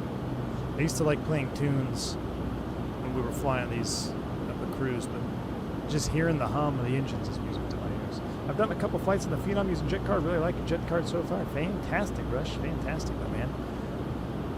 We might do one more short stream today. We might do a Starship or a Phenom stream here real soon, because I gotta leave this evening, so I don't know how if I have enough time, or I might just publish a video. We'll see.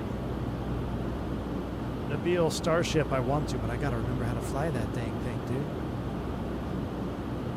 You mean reading company materials and cruise? That indeed. Is that Turks? What do you think the price of this plane will be? I have no idea, Ethan. I have no idea. I'm not privy to any of that information. Oh, listen to that.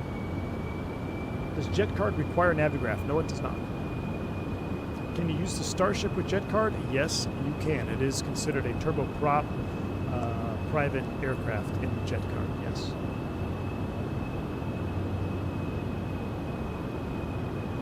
How do you like the C680 getting the 1011 this week? Looking forward to it. Oh man, that's awesome, Perry. I love me some L1011. We haven't done.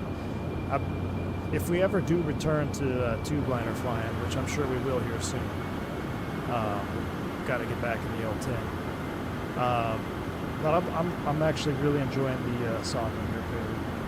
The sound set is the icing on the cake. From Boris Audio. There's a lot of intricate details. You know I'm an anti-glass guy when it comes to flight sim add-ons.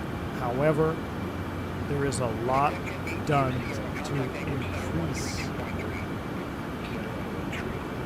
ExecJet flying in front of us. There's a lot done on these garments to really enhance,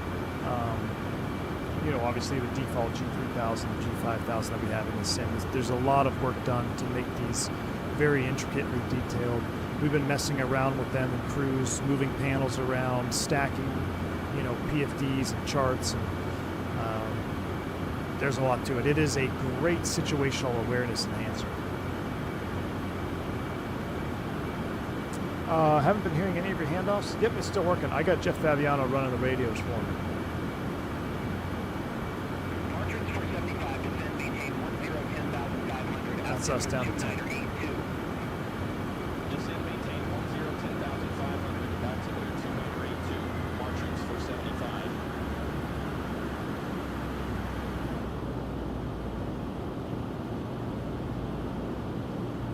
Vodka says this does look pretty good. I'm sold on it, even though it's crappy avionics. Well, they're not crappy. They're actually highly advanced avionics. But Vodka's on my team. He likes old school. He likes to work. And I honestly, I think to myself, why don't I like glass in the sim?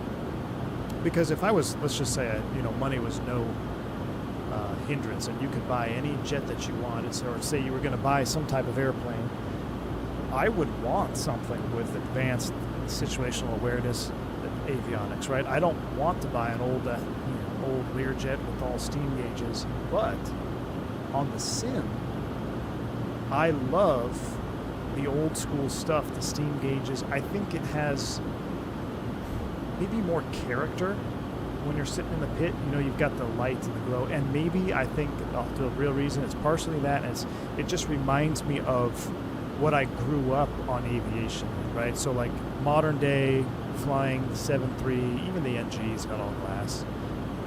Flying the Max, the NG, the Airbus, I see so much glass real life. When I fly SimWorld, I think I want to go back to the roots, and maybe I enjoy the challenge of the glass, or excuse me, I enjoy the challenge of the round gauges, the steam gauges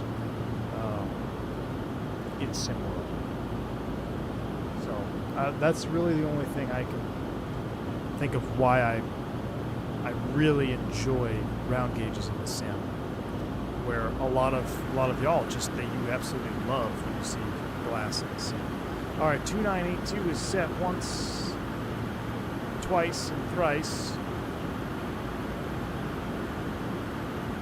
1010 on the hectopascals. We are kind of clipping through here. Some engine heat's on just for a second. So what does that say? Anti-ice engine cold. Anti-eyes on engine stat. You want that too? Anti-eyes on all.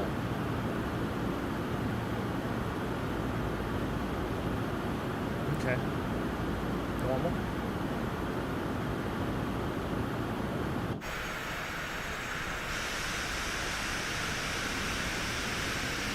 Now, obviously, when it comes to the Sovereign, I wish it was, you know, the Primus avionics suite, because that's the Sovereign that I always got to fly. I'm not even sure this existed. When did the G5000 come out? When did the Sovereign Plus come out?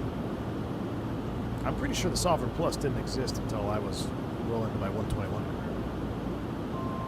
Oh, maybe not well into 23. Yeah, so it was after me. I left the corporate world in 2011, early 2011. So yeah, it was before the Sovereign Plus wasn't even out. All right, you're yelling at me. See? I don't want stuff to yell at me. I just want to melt the acoustic lighting off. All right, we're 10,500 feet. Love it. Yeah, so the Sovereign Plus wasn't even an option. It was a straight Sovereign.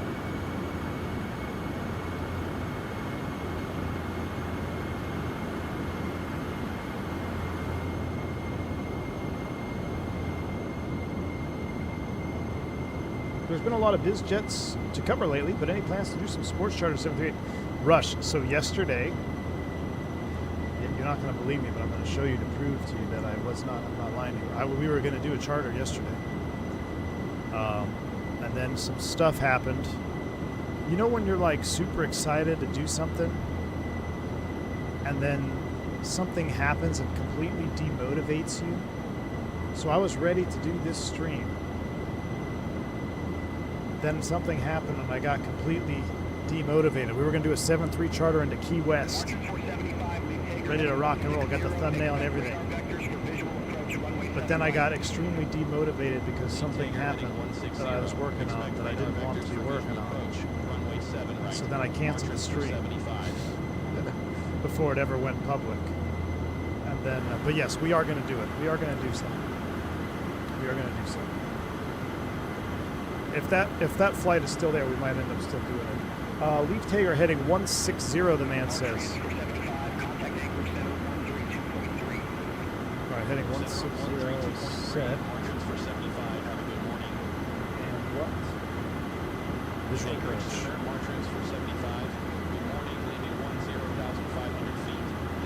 Oh, I thought they gave you an actual charter. Oh no, no Turks, no.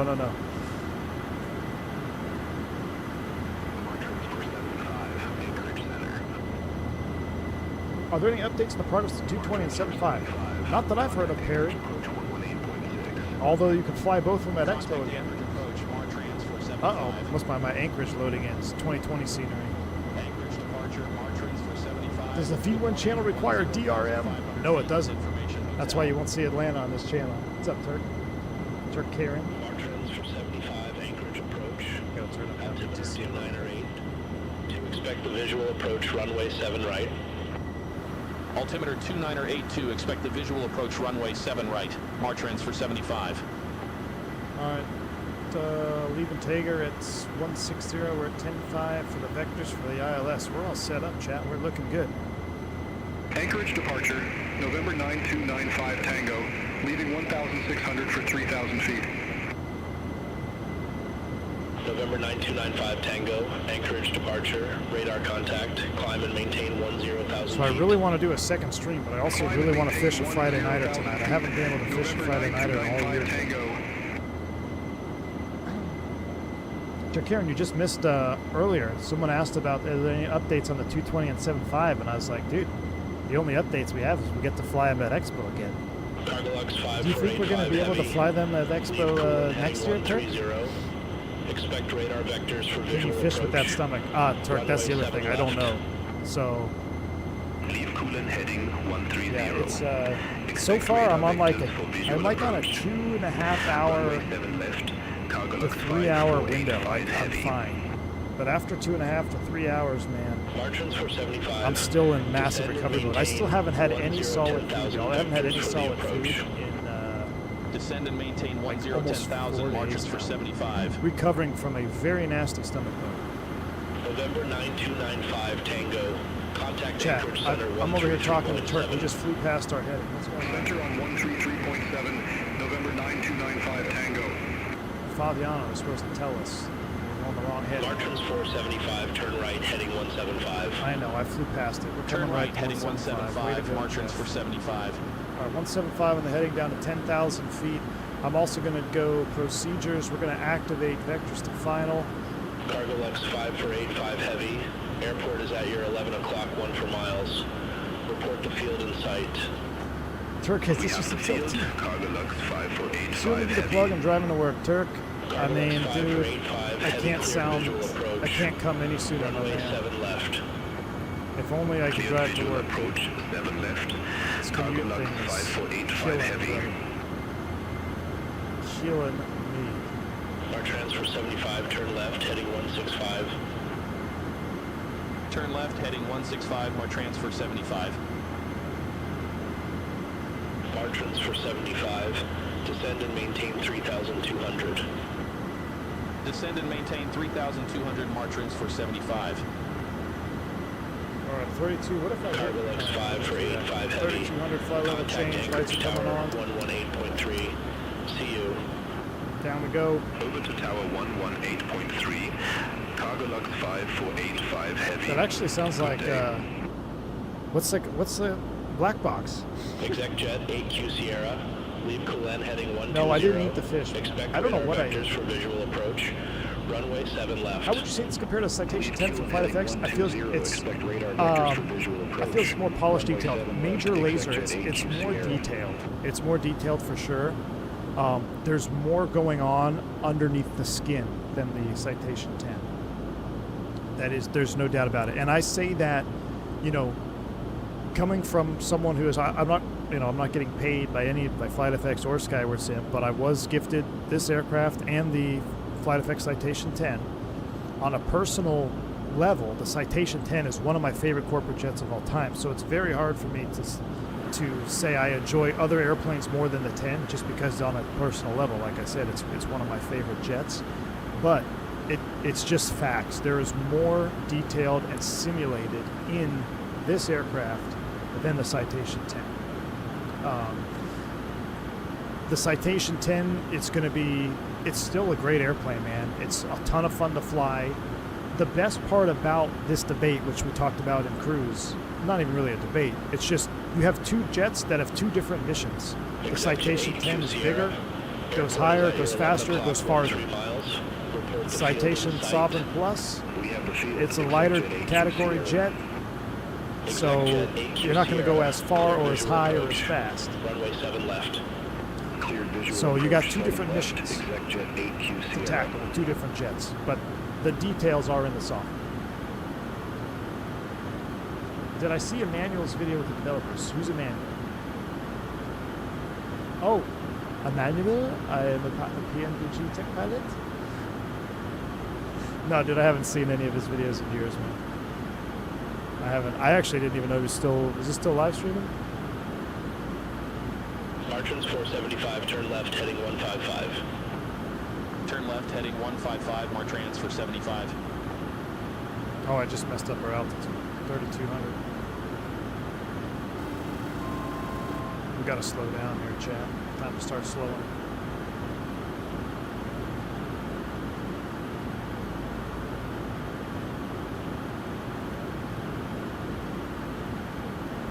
A little bit of speed brake.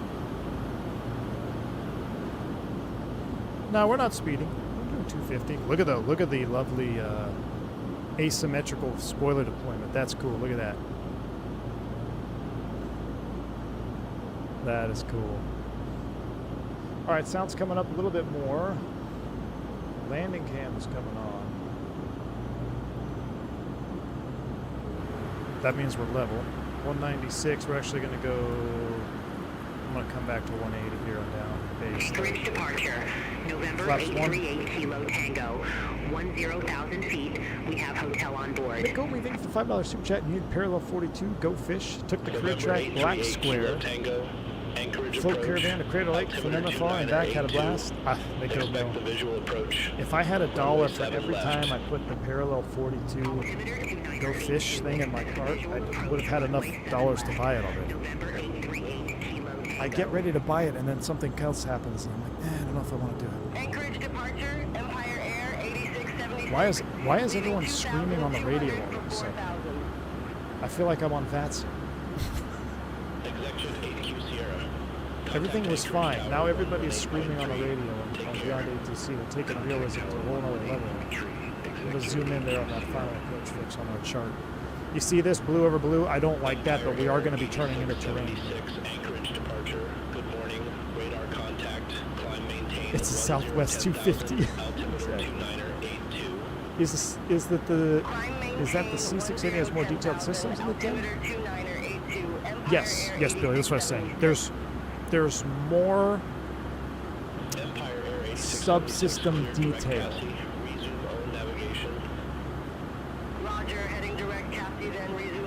I'm gonna have to fly the 10 again just to look again. We're gonna have to do another 10 flight to look.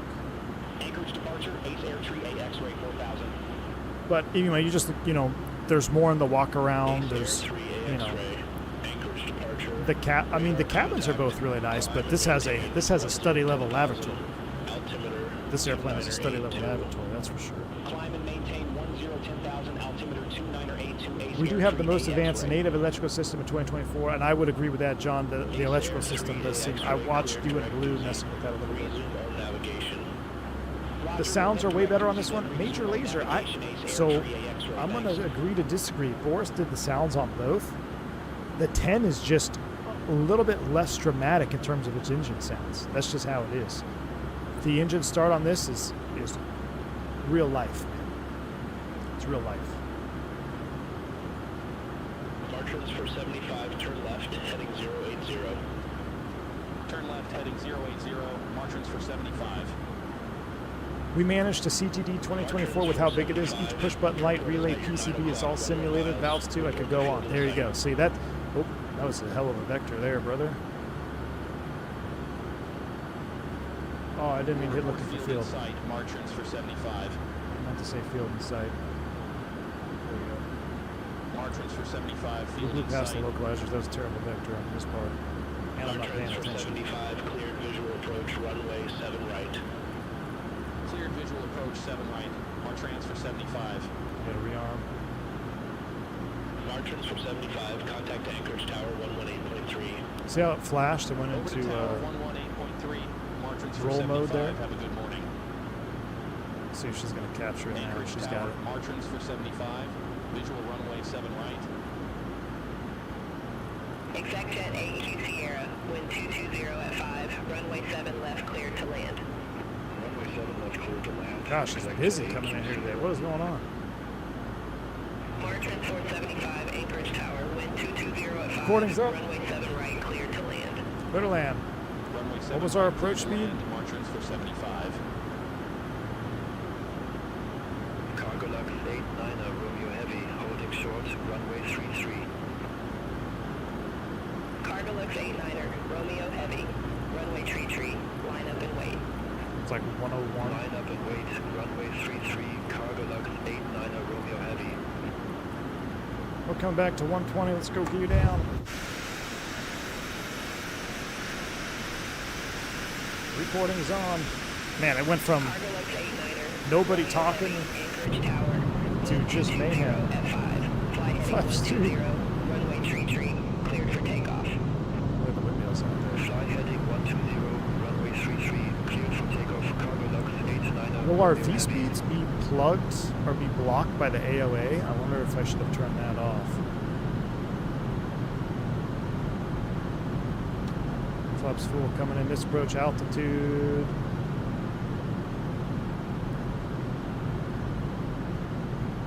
It's 3,000. This approach altitude set 3,000. Alaska Alaska 137. We are clear to land. Runway 33. Oh, I just have to accept the landing data? Did I not accept it? Hold short of runway 33, Alaska 137. Ah, thank you. Thank you, brother. Alaska Alright, we're accepted. 137. Now we should Runway theoretically be able to go 33, here. Why do you want to go up to 120? Runway 33, Alaska 137. Oh, we're going to take over. Auto throttle is off. Autopilot is off. Just fly the jet, baby. Let's go. See, this is where this is incredible view. Look at this with the mountains in the background. Oh my goodness me. Alright, sounds up. Enjoy the landing. We're got to be less than 80 feet per minute. She is a floater. We are fast. We got to go down to Echo anyway. John, if you could switch the center MFD to the taxi chart, please, that'd be great. Exec jet 8Q Sierra. Exit right at Delta. Exit right at Delta. Exec jet 8Q Sierra.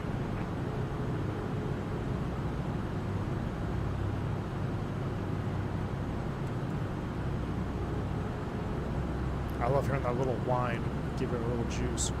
Alaska 137, Anchorage Tower, wind 220 at 5, fly heading 100, runway tree. Oh, that's right. I did select current weight on accident.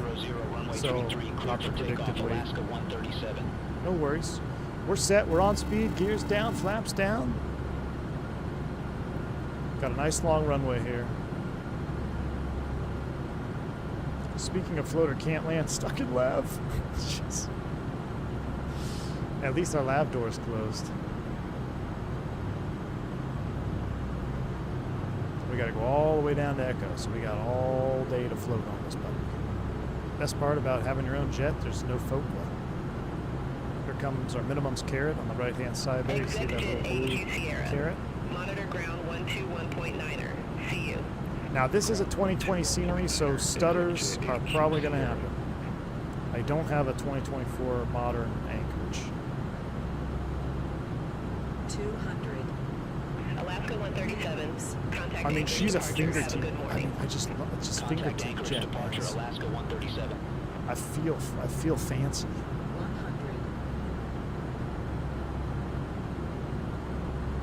50. 40. We got all frickin' day. 20. Look how long this runway is. I'm gonna just hold her off. Look how long this runway is. Hold it, right on the away. Oh, just kissed it. Spoilers. Nose. I'm gonna just pop the TRs. Not a whole lot of reverse. We're just gonna pop them. Not a whole lot of reverse. They just pop. We're gonna keep it rolling. Look at that beauty. Absolute butter. Matter of fact, we probably don't even need the thrust reverser at all anymore. Let's go ahead and stow them. Keep it rolling. Give her a little bit of juice. Give her a little bit of juice. Stow the speed brake. We're going to Echo, chat. We're not taxiing around this airport. We're going to Echo.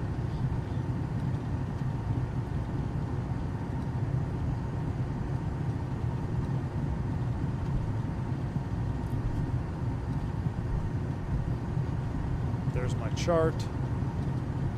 Now we can go ahead and get on the brakes a little bit. Mar transfer 75, exit left at hotel. Negative. We're going Exit to left Echo. at hotel, Mar transfer 75. Jeff, tell them we're going to Echo. We're going to exit taxiway Echo for Martran 475. Listen to that wheel spool Mar down. transport 75, you need to make a taxi request and check the frequency for instructions. Okay, well, you can kiss my rear end, lady. Now I'm sounding like a real Delta pilot. All right, here we go.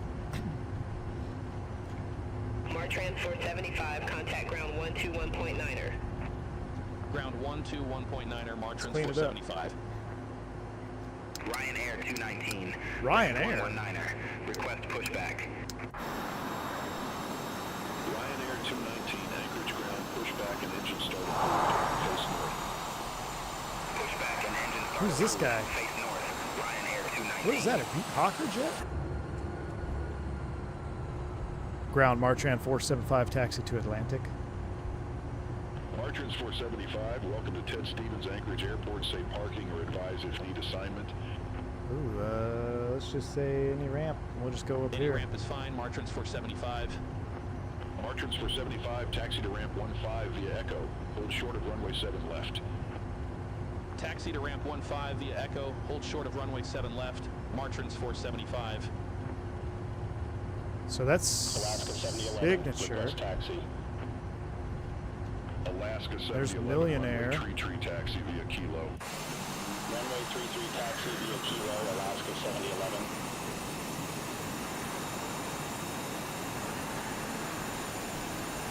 Where's Atlantic? I thought Atlantic was over here. Did we pass it? Alaska 48, taxi for departure. Maybe we'll just park over here at signature. Alaska 48, runway tree taxi via Echo 1, Echo Kilo. Runway 33 via Echo 1, Echo Kilo, Alaska 48. Park over here where everyone else is. Where are you going, Alaska boss? 198 at gate Charlie 5. Man, that guy request was pushback. quick to park. Alaska 198, Anchorage ground, pushback approved, face north. Pushback and engine start approved. Face north, Alaska 198. We're going to park right in front of signature flight support. It might be the scenery that's not updated. This is an old scenery. Ryanair 219 ready to taxi to the active. Ryanair 219, runway tree taxi. Let's not via stick our Foxtrot, wingtip Echo into the Kilo, hangar, hold shall short we? of Runway 7 right. Runway tree taxi via Foxtrot, Echo Kilo, hold short of runway 7 right. Ryanair 219. Alaska 48, contact Anchorage Tower 118.3. Contact Tower 118.3, Alaska 48, have a good morning.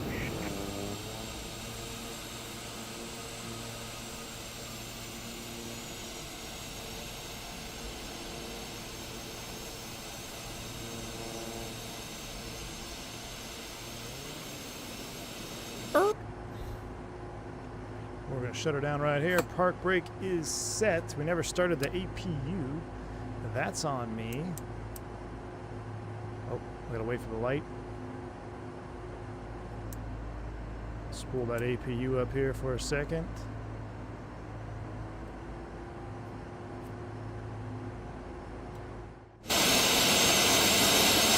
Ground service will be walking up. Replace the chocks, give you the signal, chock signal, please. Gotta wait for that APU to finish spooling. We need to cool down time on our engines. Ryanair APU 219, is up. cross runway 7 right at Echo, hold short of runway 7 left.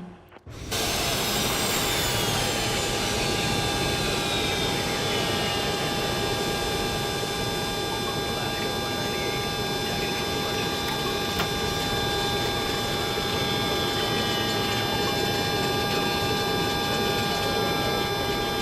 Welcome. Your ears. Alaska Good. 198, runway tree taxi via Echo, Oh, Echo. just gotta stop the Romeo Kilo. recording. Runway Gonna disconnect from Beyond ATC. Whole lot of nonsense going on there. Wow, look at all the traffic that had populated. All right, we are here. Chris PT6 says, I still can't believe how perfect the sounds are. I know it, man. They are spot on. All right, let's go to our J phone. Let's see what we got here. Welcome to Anchorage. Flights logged. All right, that is logged. Party is deplaning now. Pass along the thanks for the smooth flight. I'll be in touch. Did you want to take on fuel now when you're blocked in? No, we are not going to do any of that right now. So we'll close that up. Let's go ahead and see.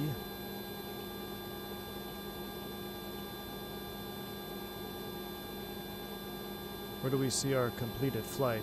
All right, let's complete the flight. Chat. 27 feet per minute. 20. That is a corporate jet pilot landing right there. See? See? My goodness. I love it. $850. Didn't make a whole lot of money on that one, but I wanted to do that route. 1 hour 44 on the block. Paid as freelance. Beautiful. We'll go ahead and continue. We are done. We've got it locked in. Reputation is slowly but surely going up. 48, 3100. 3100, chat. All right, let's go ahead and close jet card for now. We'll close jet card. It's absolutely loud out here. So what I'm going to do is let's close it up. We're going to do replay mode. This airplane does tend to work just fine with replay mode, I've found. So we're going to put these switches to run, and we're going to close the door.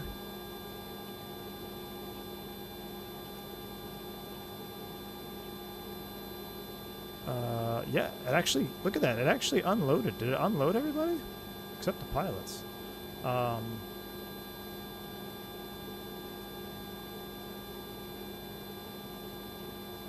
Access. Main cabin door. Close that. Alright, and we're going to go straight into replay mode. Hopefully it works just like it did last time.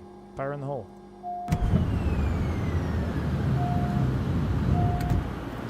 Beautiful. Everything's coming up. I'm really starting to like this bird, chat. I'm really starting to like this bird. Flaps are coming in. Gear is down out there, right? Soon. Let's run it forward. Meow. I'll leave the full replay for the end. Like to watch out the wing view here as we load in everything. Flight feet per minute is not a good indication. G-load is what you used to say. Tarkaren. It's obviously only whichever one I do better, right? If we have a hard foot per minute, then G-load is what counts. If we have a terrible G-load, but the foot per minute is low, then foot per minute is what counts. Come on, man. Are you picking up what I'm throwing down yet here? V1, you're higher. Boris, damn you, Boris, make me want a BizJet that isn't the Falcon 50. Well, this is the other thing, dude. I am so excited for the state of Microsoft Flight Simulator right now. We have BizJets galore happening. We also have retro aircraft. PMDG DC-6 just got updated for free for 2024 if you had it in 2020. We've got the 7.4 Classic from PMDG coming soon. We've got the L1011 for mini builds. This, so far, we're almost 6 months into 2026, and this has been my favorite year of Microsoft Flight Simulator 2024 yet. It has been awesome. Jet card on the table. We've got these devs popping out of the woodwork here, like Skyward Sim, bringing excellent aircraft. 500. We've got the FSR Reborn Phenom 300, which is an excellent aircraft. It's a wonderful time to be an active flight simmer. Black Square's goated as well. No worries, man. What are the which this already been discussed, but what are your thoughts on Orbix having DRM for one airport? I am anti-DRM for an airport scenery, 100%. That is why you will not see ATL on this channel, my friends. I'm against piracy, 100%. I think there's other ways to accomplish the same mission. So, without getting too much into the dramas, you know. Hey, best part about it is if you don't like it, you don't have to buy it, right? I have it more so for, like, I've had bad performance situations before in Flight Sim with stuff like that running in the background. I know devs claim that it's all, you know, minimal impact and stuff, and it may be, but we are creatures of habit and of what we've learned in the past, and I've been burned in the past by stuff like that running in the background, causing issues in the sim, the stability. So for that reason alone, I'm out. But doesn't mean you have to be. It looks like an amazing, incredible airport. There's no doubt about it. It does look amazing. So Boris is in the house, my man. How are the sounds, Boris? Listen to this, Boris. You've never heard this sound, Boris. This is what what was our foot per minute? Boris has never heard this sound in his flying career yet. Listen, Boris. Did you hear that? That's the sound of greaser. That's the sound of a greaser, Boris. You'll catch on one day, man. You'll catch on one day. Nah, shout out to Boris Audio Works, man. Absolutely awesome. Dude, we've said it so many times on this channel. Your sounds, man, they can really make or break, well, not your sounds. Sounds in general make or break add-ons. Your sounds tend to push it over the edge and just bring the whole product to life, man. So absolutely love it. 500. Been loving the jet. Had a great flight. Thank you, John, Dev, in the chat here, helping us out, doing our thing. Hope you guys enjoyed this stream. I'm going to play this one more time, and I'm going to try to end it here quickly, because if I have time, we might do a bonus stream here in a little bit. If not, I will see y'all tomorrow, most likely. See, we hold it off. Hold it off. Just hold it. Just hold it. Just hold it. Oh my goodness. Just kissed it. Just kissed it. Got a little right of center line there because I was so impressed with how we just plopped her on there. Let's reset the boeing cam. Let's give ourselves a flyby view here. Let's do it like so. Let's zoom it in like so. Let's watch that. Here she comes. If it's Boris, I'm buying the add-on. I agree with you, D-Doom. Oh my goodness.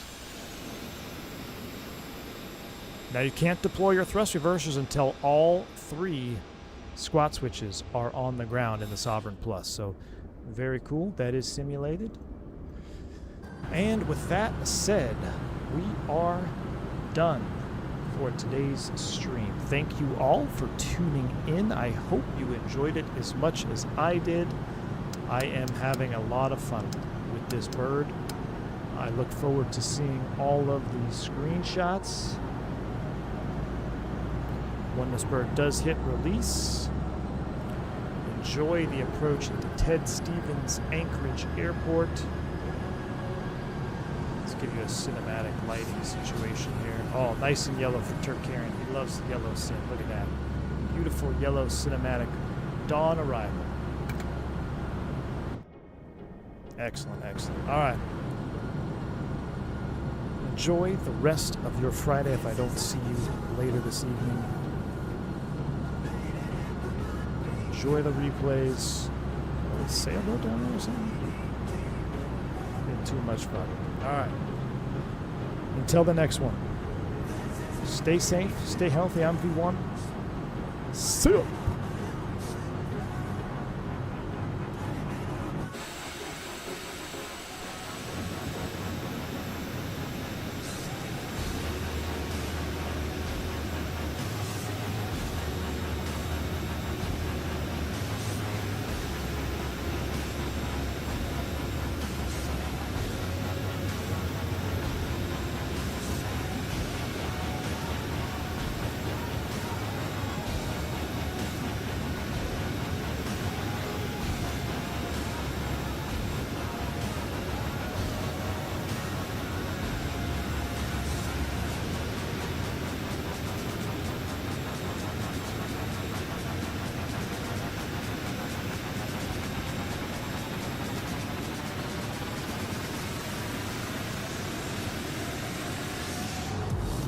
$500.